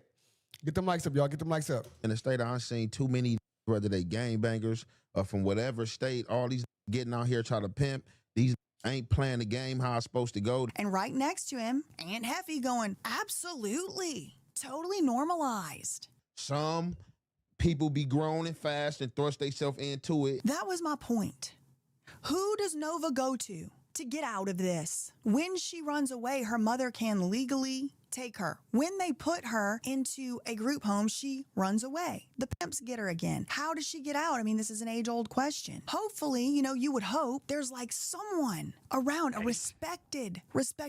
Push the goddamn button. Shut up, bitch. Access to some program or just something. Who knows? I don't really know. I don't pretend to know. But I'm just putting myself in Nova's position. So what you think? What y'all think, bro? What y'all think? What y'all think? What y'all think? What y'all think? Hey, what y'all think, bro? So, DJ, you know what I'm saying? She advocating for the women. How y'all sexy women doing out there with y'all fine ass? Welcome to the ODM Slim live show where we get cracking at. Yeah, you understand me? It gets West Side rolling. You know what I'm saying? Nasty work. Sound like Barry White, this bitch. Baby, baby, baby, baby. Can't get enough of your love, baby. I can't get enough of your love, baby. Darling. I can't get enough of your love, baby. Yes, sir. What's the deal with y'all, though? Hey, with my boy, Young Thug. What you say, Young Thug? If we go to prison for the rest of our life, whoop-de-doo. Whoop-de motherfucking do, motherfucker. No, Jonathan, I ain't talking French, bitch. I'm talking Mark language. Devilish. Position, and it's like, if I'm Nova, what am I doing? I'm probably not doing anything. I'm probably stuck. That's my point. She probably can't come forward and say anything to anybody, either because she's scared to, or they can't do anything either, or they don't have any she's just stuck. That's my point. Isn't that sad? Then there's all this background stuff with a Rico, and she's getting threatened by grown men like ATM Richie. She better stay out the way for better days and better plays on the dead homies. With her white ass, she better stay out the way for better days and better plays for my dead homies. Why she sound so white saying that shit? Like she sound white as hell. She said, white as a motherfucker. Tell you better days and better plays. Nova, dead homies. Nova know what time it is. Nova better stay out the way for better days and better plays. Dead homies. Her and her punk ass mama. Not playing. It's not. The same guy that puts women in dog kennels and feeds them cat food. Look at this dumb motherfucker. Look at this dumb motherfucker. Dumbass Richie. Oh, you got some dumb shit to say. And puts cigarette butts out on them, is threatening a little girl. What do you think is up with Nova? You mean the little girl? Who does she come forward to? And in that backdrop, Aunt Hefe makes a comment that sometimes little girls be fast and grown and thrust theyself into the lifestyle. Some people be grown and fast and thrust themselves into it. Not everyone is forced in a dog cage and a cat cage or whatever. Okay, fine. That demonstrates to me where his mind is at. That he believes that a child has the ability to consent to being thrusted into a sexual encounter, because they don't. Not morally, not legally. Nova specifically stated she doesn't like to leave her house because people already have this like ass to mouth Richie is crazy work. Grown and fast perception of her.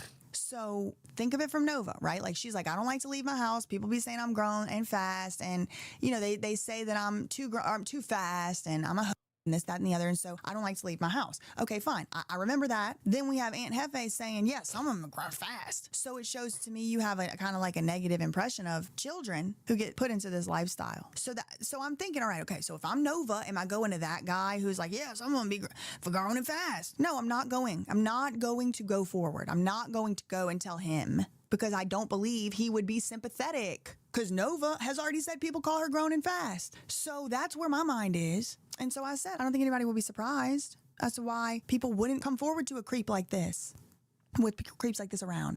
Why he gotta be a creep? Look at this dumb motherfucker. He just don't know what he's talking about. He just trying to give another a piece of it. Nasty bitch. You know what I'm saying? Just nasty work. Nasty bitch. You know what I'm saying? Sometimes you gotta tell him to shut the fuck up. Shut up, bitch. Young Ant, sometimes you gotta. It's like that. They're homies, even though it's like that and this and that, of course. But you cannot say that in this situation. You're not allowed to say that. That just. If it's like saying somebody just got killed, and you like, man, people die every day. Nigga, no, nigga. It's not a time to say that, brother. It's not the time to say people die every day. And that's why I think he fucked up at. He's saying some shit that could be, you know, of course we understand, but nigga, at this time, it's not to be spoke on like that, brother. It's a RICO going on. You don't know jumper. You got 4 million motherfuckers watching. What the fuck is you talking about? This is the mindset of everyone around. Oh, it's so, it's so normal and it's so everybody's doing it and picking up girls from the high school. Well, girl, woo! That man did not like that criticism. Aunt Heffy did not like the criticism. Aunt Heffy. He called her Aunt Heffy. She white as a motherfucker. She white as hell. Aunt Heffy. Called nigga Aunt Heffy. Aunt Heffy. She called nigga Aunt Heffy, cuz. Oh, crib. Called nigga Aunt Heffy, cuz. She crazy as a motherfucker. Called her Aunt Heffy, cuz. He flashed out. He's now deleted the video. He probably knew. He probably knew I was about to make this video. Y'all, he flashed out on his channel. He called me dumb. He called me a dumb, stupid blonde. He called me a dumb, stupid Karen. The recipient of Hot Topics is a Karen. And if y'all know who this YouTube channel is, I'm pretty sure y'all know who she is if y'all watches her content and whatever it is she's about. I think her channel is about, I fully understand the true statement of what they say about blondes being silly. So I had wished kind of like You call her a silly blonde, cuz. Hold on, what? brunette. Brunette, that's one. Don't Is it they speaker or is it my speaker? I don't know what the fuck just happened. don't stereotype anybody. Don't stereotype anybody, bro. That was not about, about blondes being ditzy. So what? So the stereotype about ex-cons being ditzy is true too, right? This is why you shouldn't do that. Don't do that. That's not nice. Don't do that. Pretty much everything but a child. Okay. Good. God, which I obviously am. I supposedly took this man out of context. I clipped him, edited him, chopped him. Somehow, I guess I unfairly represented or chopped up what he actually said to make it seem worse than it was. This is his perception. I regret to inform you I did absolutely no such thing. And even if I did do such a thing, maybe I took him out of context there. He has doubled and tripled down, not only on his own channel and a now deleted video, but then again, later that afternoon on the No Jumper podcast, the man had lost his voice. The voice was lost and gone. The voice was lost and gone. I think he'd been crying the whole time. He was so mad. Fans. They're fans. Everybody does that. Yeah, man. Everybody knows they do. And like when they're saying that, it's actually Motherfucking frog. Motherfucking Disney frog with a wig on. The man has a propensity not to be able to get the insults out of his mouth. It's your moment. The music, the moment. He can't get it out. He's trying to say, I look like a Disney frog with a wig on. The irony here is that he is as bald-headed as a Reese peanut butter cup, okay? Talking about anybody else's hair is really beyond the pale. Let's not go there, okay? Because the very last thing, I got about 2 feet of hair that I grew myself, all right? And it's bleached. Okay, so let's not Disney frog in a wig when you are the little bitch you can't even get the insult out because you're croaking quite literally like a frog. What the fuck? Oh, get on it! And you don't have a piece of hair. You are a bald-headed scallywag. Ain't got no hair in the back type of guy, okay? Or the front, or the top, or the side, all right? So at least I got hair is really honestly all that needs to be said. Like, please, please. Slick. Amphibious. Reflective. And can't even get it out without croaking. And what you decided to go with is Disney frog? That was a bit on the nose. With what I said in the clip, I absolutely stand by. I would not feel comfortable coming forward in this room of people with any sexual assault allegation at all. At all. At all. So why would a little girl, when she's accusing their associates, their friends? My point remains. That was the point. But they want to split hairs over here, okay? They want to act like I chopped the sentence up because ultimately at the end, everyone agreed child sex trafficking is bad. And I didn't put that in there. I cut it off before they could all agree child sex trafficking is bad. Like, no one called them child sex traffickers. I actually didn't even say they condoned it. They're putting all kind of words in my mouth. They were so upset that I called the behavior degenerate accurately. And I was talking about Aunt Heffy. I think they're also mad that I gave a shout out to Almighty Suspect, who's usually on like the chopping block of like people making fun of him. I said I got to give him a shout out because he did behave correctly. Like he was like, no, we're not going to go any fast, loose, loud, fast, grown. No, we're not doing none of that. Kid is a kid. That's it. And I'm like, yeah, true. I don't even have to agree with him on anything else he's ever said in his life, but true to that. Well, I think they were all a little upset. A bitch out there cooking. I would never in life think that I would get a shout out from a white lady with an American flag. This shit is crazy, bro. I'm not gonna lie. Racial tensions in America are healing. The Almighty Suspect has gotten a shout out from a white lady with an American flag. Racial tensions are healing. I am happy to report. So it's clear that Heffy did just want his flower. Heffy, cuz, crazy, cuz. My nigga Heffy. She called nigga young Heffy. It's crazy, cuz. She called a nigga young Heffy, cuz. She ain't getting off the young Heffy. Young Heffy is the craziest thing. The shit is diabolical, bro. She's cooking. She about to cook. Oh my God, no. She's about to cook. Or so a little tension. Okay, so I'll give him a couple things. All right, number one, here's the part of the sentence where he did say, you asshole or whatever if you mess with kids. Feel me? I don't have to judge paperwork. I don't have to read paperwork with trafficking and then people getting starved, getting locked in rooms, and you know what I'm saying? And some people be fast and thrust themselves into that. You know what I'm saying? So it ain't just all because they underage that they being tricked. Some people be grown and fast and thrust themselves into it, and it don't matter whichever way you slice it. It's up to Once you understand somebody's underage and you deal with them like you're a piece of shit. You are just bad. what it It's is. still predatory. I don't give a fuck if she come with 10,000 hot and ready. I'm cool. I do agree. I'm glad he said that. I mean, I think the bar is so low. The bar is so low. Hell is not even a good bar anymore. But it's below hell. The bar might have gone transcendent and it's in heaven now. It's so low. We have switched poles. The bar is so low, the poles have switched. If y'all are mad I didn't play all of y'all agreeing that statutory rape is bad, child sex trafficking is bad, and statutory rape is bad. We all agree. Thank you. Thank you, young Aunt Heffy, for saying that. You are Young Aunt Heffy is crazy, cuz. Young Aunt Heffy. Young Aunt Heffy is fucking diabolical. all right. I do agree. That wasn't the point. The point is you harbor a mindset about children, and it shows through your words. Children cannot consent morally, ethically, spiritually to a sexual encounter with an adult, and certainly not legally. So anybody calling a kid fast implies that the kid has the capacity to make an informed adult choice about their sex acts, and they don't.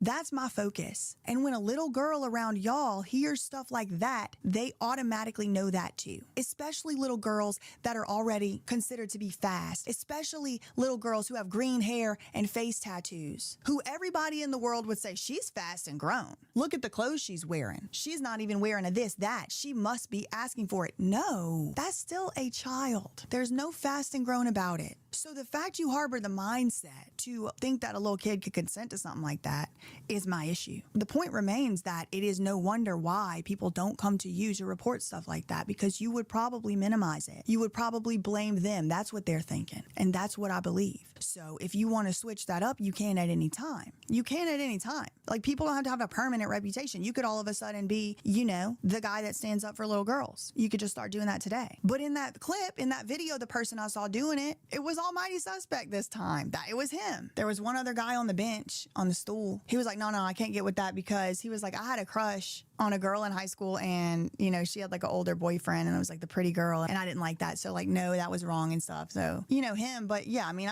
I do stand by that. But one thing I will also give Heffy that the other guys didn't do is actually telling the truth and agreeing that this stuff is normalized. And by normalized, I mean it's been going on for a long time. It didn't just start. And probably anybody that spent time down there has seen it before, this underage thing. This brings me back to that 1983 documentary. So I just wanted to point out, like, the name of the documentary again is like Teenagers and the Pimps or whatever. I just want to leave a few more thoughts to run some parallels between what's always been going on. This didn't start with the Hoovers in 2021. I can promise you that.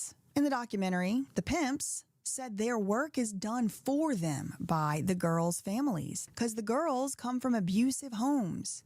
They claim their work is done for them by the girls' families. To teenagers with parents, the seems to be the only one who really cares. The offers them friendship and support.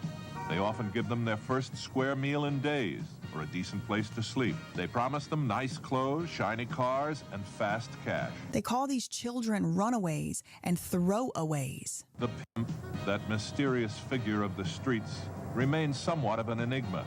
He and his supporters work an almost inexplicable charm on the runaways and throwaways. They end up having to get a because it is so dangerous out on the streets. There are people running around called catchers, snatchers. I know, there's a clip. It's crazy. I got started in the life as a runaway, and I ran away to New York. And when you run away to New York, you're always going to be picked up by a chicken hawk or a pimp. This woman, she's the mother of someone who was abused, who was kidnapped, abused, but they got her back. She said they will put teenage girls in a bag, snatch them and put them in a bag, and sell them to pimps. One such mother is Mrs. Shirley Malone of Riverside, California. I finally located an address where Glinda was living with the pimp. Well, the guy that I was with wasn't really a pimp. He was just showing catchers. He was just showing me, what to do and how to do it, and that was that. They actually bag these kids up and call them a package and sell them to a real pimp. In the documentary, it says that it's easy for the pimps to just move right in because they're charismatic and they used to actually dress nice. To a young, lonely girl, a pimp seems to be an uncanny mixture of smooth talk, pompous self-confidence, and arrogant allure. We're like princes and princesses in our own rights, And, I mean, women are attracted to that. That may be a lady out there. It's sure enough distressed, got her bags on her back, just getting into town, nowhere Needs to help. stay.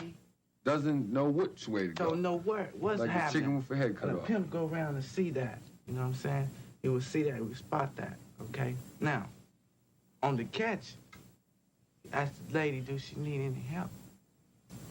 Now, if she game for some help, there I am, Well, come on. If she happens to choose and that if she'd rather be with you. If she choose to be with you, with They would be wearing suits and stuff and smelling good and having nice stuff. They didn't have face tattoos and wasn't growling at people and slapping people immediately. No. They had like some type of air of sophistication, so they were really luring these girls in, and their parents didn't care about them. It would seem like the was the only one who cared. They would promise them nice clothes, shiny cars, fast cash. Well, don't that sound like what's alleged in the RICO? Many of the kids, the teenagers in that documentary, would turn to drugs just to take the lifestyle. They would start at 15 years old, be addicted by 16. They were saying, I don't think a girl can work the streets without being on something. I don't even want to look at some of these men. They're so gross. 99% of the girls, I would say, are on either pharmaceutical, Valiums, alcohol. I went straight to heroin at the age of 16, and it lasted 7 years of being a heroin addict. Played a large part as an escape. You take the to kill the pain of working and to cloud the trick that you're working with. You don't want to look at them. You don't want to think about them. So you do take mostly like barbiturates and things that make you not feel. I think it's an important role. It also cuts the pain from getting beaten up. A lot of will get a girl hooked on or whatever, you know, some high class drug, you know, something. Reminds me of that clip where Nova said, I'm at a creep's house. Currently, I'm at a creep's house. This sometimes would get the teenage girls hooked on drugs, so they would do a good job. This one right here just sitting there looking like ATM Richie's pawpaw. To do a good job, they got to be high. To do a good job, they have to be high, see? If you want the girl to do a good job, you feed her what she wants, you know, whatever, you know, whatever she wants to keep her satisfied and keep her out there on the street working. This is the same exact area. This is Hollywood. 1980s, what was it, 83? 40 years ago? Yeah, the RICO indictment also alleges that they would ply and these women would to keep them awake and keep them doing appointments. You can't come home till you made your quota. That's another similarity of what was going on in the RICO indictment and what's going on all the way back in 1983. Right there on Soft White Underbelly Part 1, Version 1. Say, for instance, one of my girls might not bring her quota in, you know, and I say, well, look, baby, you know, to my other girl, you know, say, you know, if you can make more money than her, we're going to put her down, you know, we're going to knock her out the way and let you be close to daddy, you know what I'm saying? So they go for it.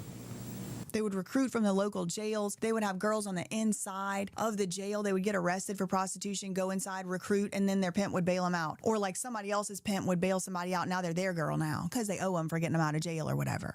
I had met 2 girls in juvenile hall, which were lesbians, and they took me to turn my first trick the second night I was there. And all the money they made, 100% of the money they made would go back to the.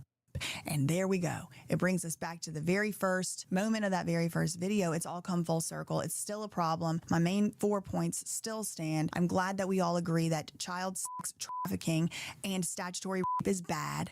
I'm so glad we can find a common ground. I was hoping eventually we would reach the bottom. We would reach the bottom, and that would be the foundation we could all start at. Turns out we had to go so far through that the poles reversed and now we're in heaven instead of hell. I mean, that's all I really had for this one. Yes, this is normalized. Heffy, I agree. Thank you for being the one in the room that was willing to stand up and say something true. I don't know if that was courage or stupidity, but anyway, thank you, okay? It has been going on for years, as is evidenced in this documentary. Yes, it has, for whatever reason, whether somebody was fast and grown or in a cage or whatever, we just have to now arrive at the place where we all just say, okay, fine, maybe that happened in high school, but we are gonna be the generation to say no more. And it's normal and everybody else is doing it. You don't have to be doing it too, all right? You have control over yourself. Yes, you do. And at some point, like, there have to be some morals that we're all willing to just say no more. No more. We're not going lower than that. I think child sex trafficking, statutory rape is a great bars in hell moment. But I'm glad that we all agree, for the most part. Other people, y'all need to be banished. Facts ain't defamation. Love you, mean it. Okay, bye. We completed it, bro. She went crazy on Young Heffy. What y'all think, man? What's up with that? She go crazy. First of all, she went crazy. You know what I'm saying? I don't know. What time was it? Where we at? Get them lights up, y'all. What time is it? It's 11, 11:20. Yeah, we got 10, 15 more minutes. We're going to do 11:30. Get up out of 11:30.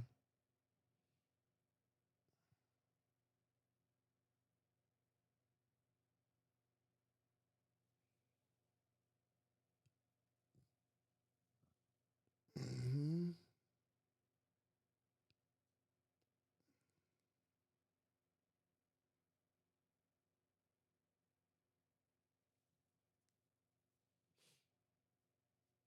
Straight up, what's up with y'all? Y'all good though?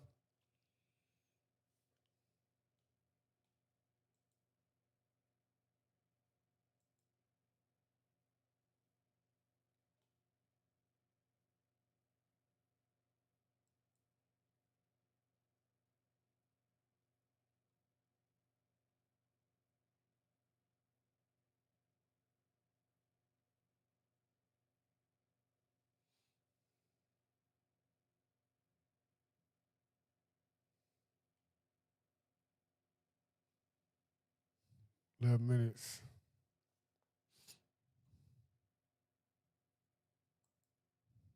And it's been like, I got a whole list. Like, I got a hit list of that I want to keep, right? Please, I ain't on that list. No, Please. you ain't on that. You line me up. No. The streets unplugged.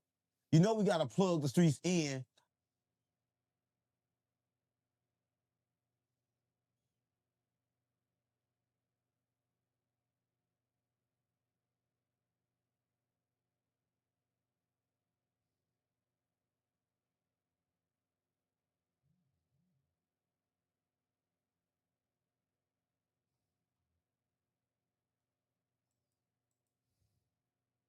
Looking at me. Look at me. Oh, yeah, because we did. Caveman paid for the funeral as soon as it happened just because. What? But don't tell me that I'm not allowed to have an opinion. What do riding bikes got to do with rap? Just because you don't understand it doesn't mean the real thing. Look at me. We listen. Don't be looking at the guy sitting next to I'm me. hot. I'm hot. Y'all playing. I'm hot. Oh, wow. I'm Here hot. we go. I'm hot, Adam. Adam 22 has built his empire by literally chasing every taboo the internet would let him touch. You can be pack number 2.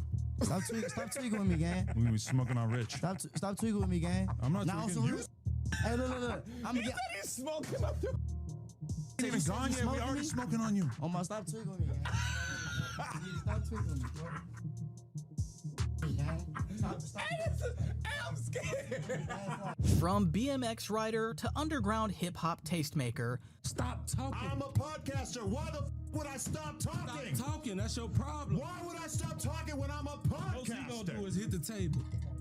You would hit the table. But All you you're wouldn't hit doing me. is sitting here yapping. so look. By doing boxing matches with cavemen who want to act tough instead of doing a Now podcast. you racist. I'm not a boxer. Now it's racistness coming out. And now you're going to play the race You card. ain't talking about cavemen. You racist, man. I'm describing your brain. You weird. Not your race. You weird. I'm going to ask you to leave. That's cool. I'll leave. But I'm telling you, you I don't care. and your ass. Handsome guy. You handsome guy. Come on. Sure. I'm gonna get up out of here. Don't touch me though. But No, listen, yeah, you're going to have. Handsome guy. You're going to have to go. I bet you y'all he. to media mogul and eventually an adult industry provocateur. The story of Adam 22 is as crazy as the internet era that made him famous. Although he started as a small-town kid from New Hampshire with a restless streak who had to hustle his way through bike culture before creating No Jumper, Adam was addicted to controversy and willing to gamble everything for attention.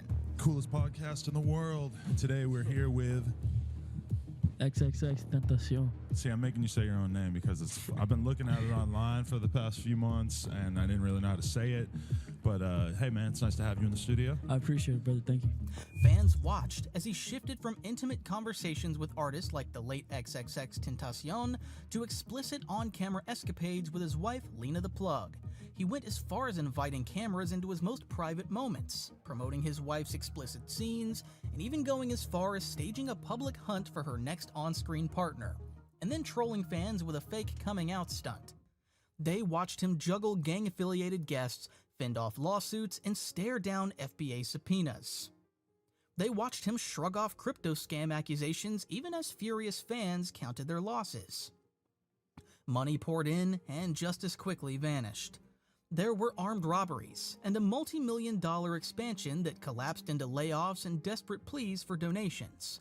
We hired a whole bunch of editors and other employees, and we bought a huge office building that cost us almost $4 million, thinking that the growth that we were experiencing during the pandemic was going to continue. And unfortunately, that did not happen. Our YouTube numbers, which had doubled or even tripled, gradually returned to normal.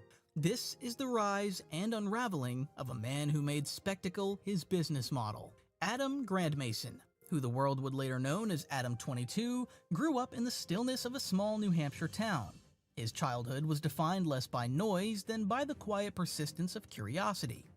Long winters and a limited local scene left plenty of space for obsessions to take root, and for Adam, that obsession became BMX. By his early teens, he was spending hours riding, fixing, and talking about bikes, drawn probably to the freedom and subtle rebellion of the culture. What began as weekend rides soon evolved into a fixation on documenting and connecting with other riders. Before long, he launched the Come Up, a BMX website that became a hub for the sport's edgier underground. Adam had a knack for spotting what would draw clicks like raw crash footage, daring stunts, and candid rider interviews, and his site built a loyal audience far beyond New England. One thing to note is that the Come Up wasn't just a message board, it was a proving ground, where rivalries and opinions Fuck Adam 22, y'all. I'm gone, y'all. I'll see y'all tomorrow. We're gonna come with some more stuff tomorrow. I just wanna do something different today. We just gotta keep doing something different. We'll keep just growing the shit, you know what I'm saying? We see if y'all wanna do some Charleston White shit too. We probably get some Charleston White shit in here too. Oh, y'all just let me know what y'all do. We're gonna do a little bit of everything. We're gonna do a little bit of everything over here. We're not gonna just be on no regular shit on like the other page. Let me know what y'all wanna see, what y'all wanna y'all fucking with, you know what I'm saying? Somebody asked for this earlier, so I just did this today. So we out of here, bro. See y'all tomorrow though. Salute to everybody. Salute to everybody on the Twitch side that keep our Twitch stuff going. You know what I'm saying? Salute to everybody. Appreciate everybody. All love, y'all. Good night. Good night, y'all. I want to see y'all tomorrow. We gonna do it up. You know what I'm saying? We gonna keep this marathon rolling. We're on a marathon right now. We doing it up, y'all. Keep it going. You know what I'm saying? We with the boy ODM Slim. Doing it up. Hey. And I'm out of here. Salute.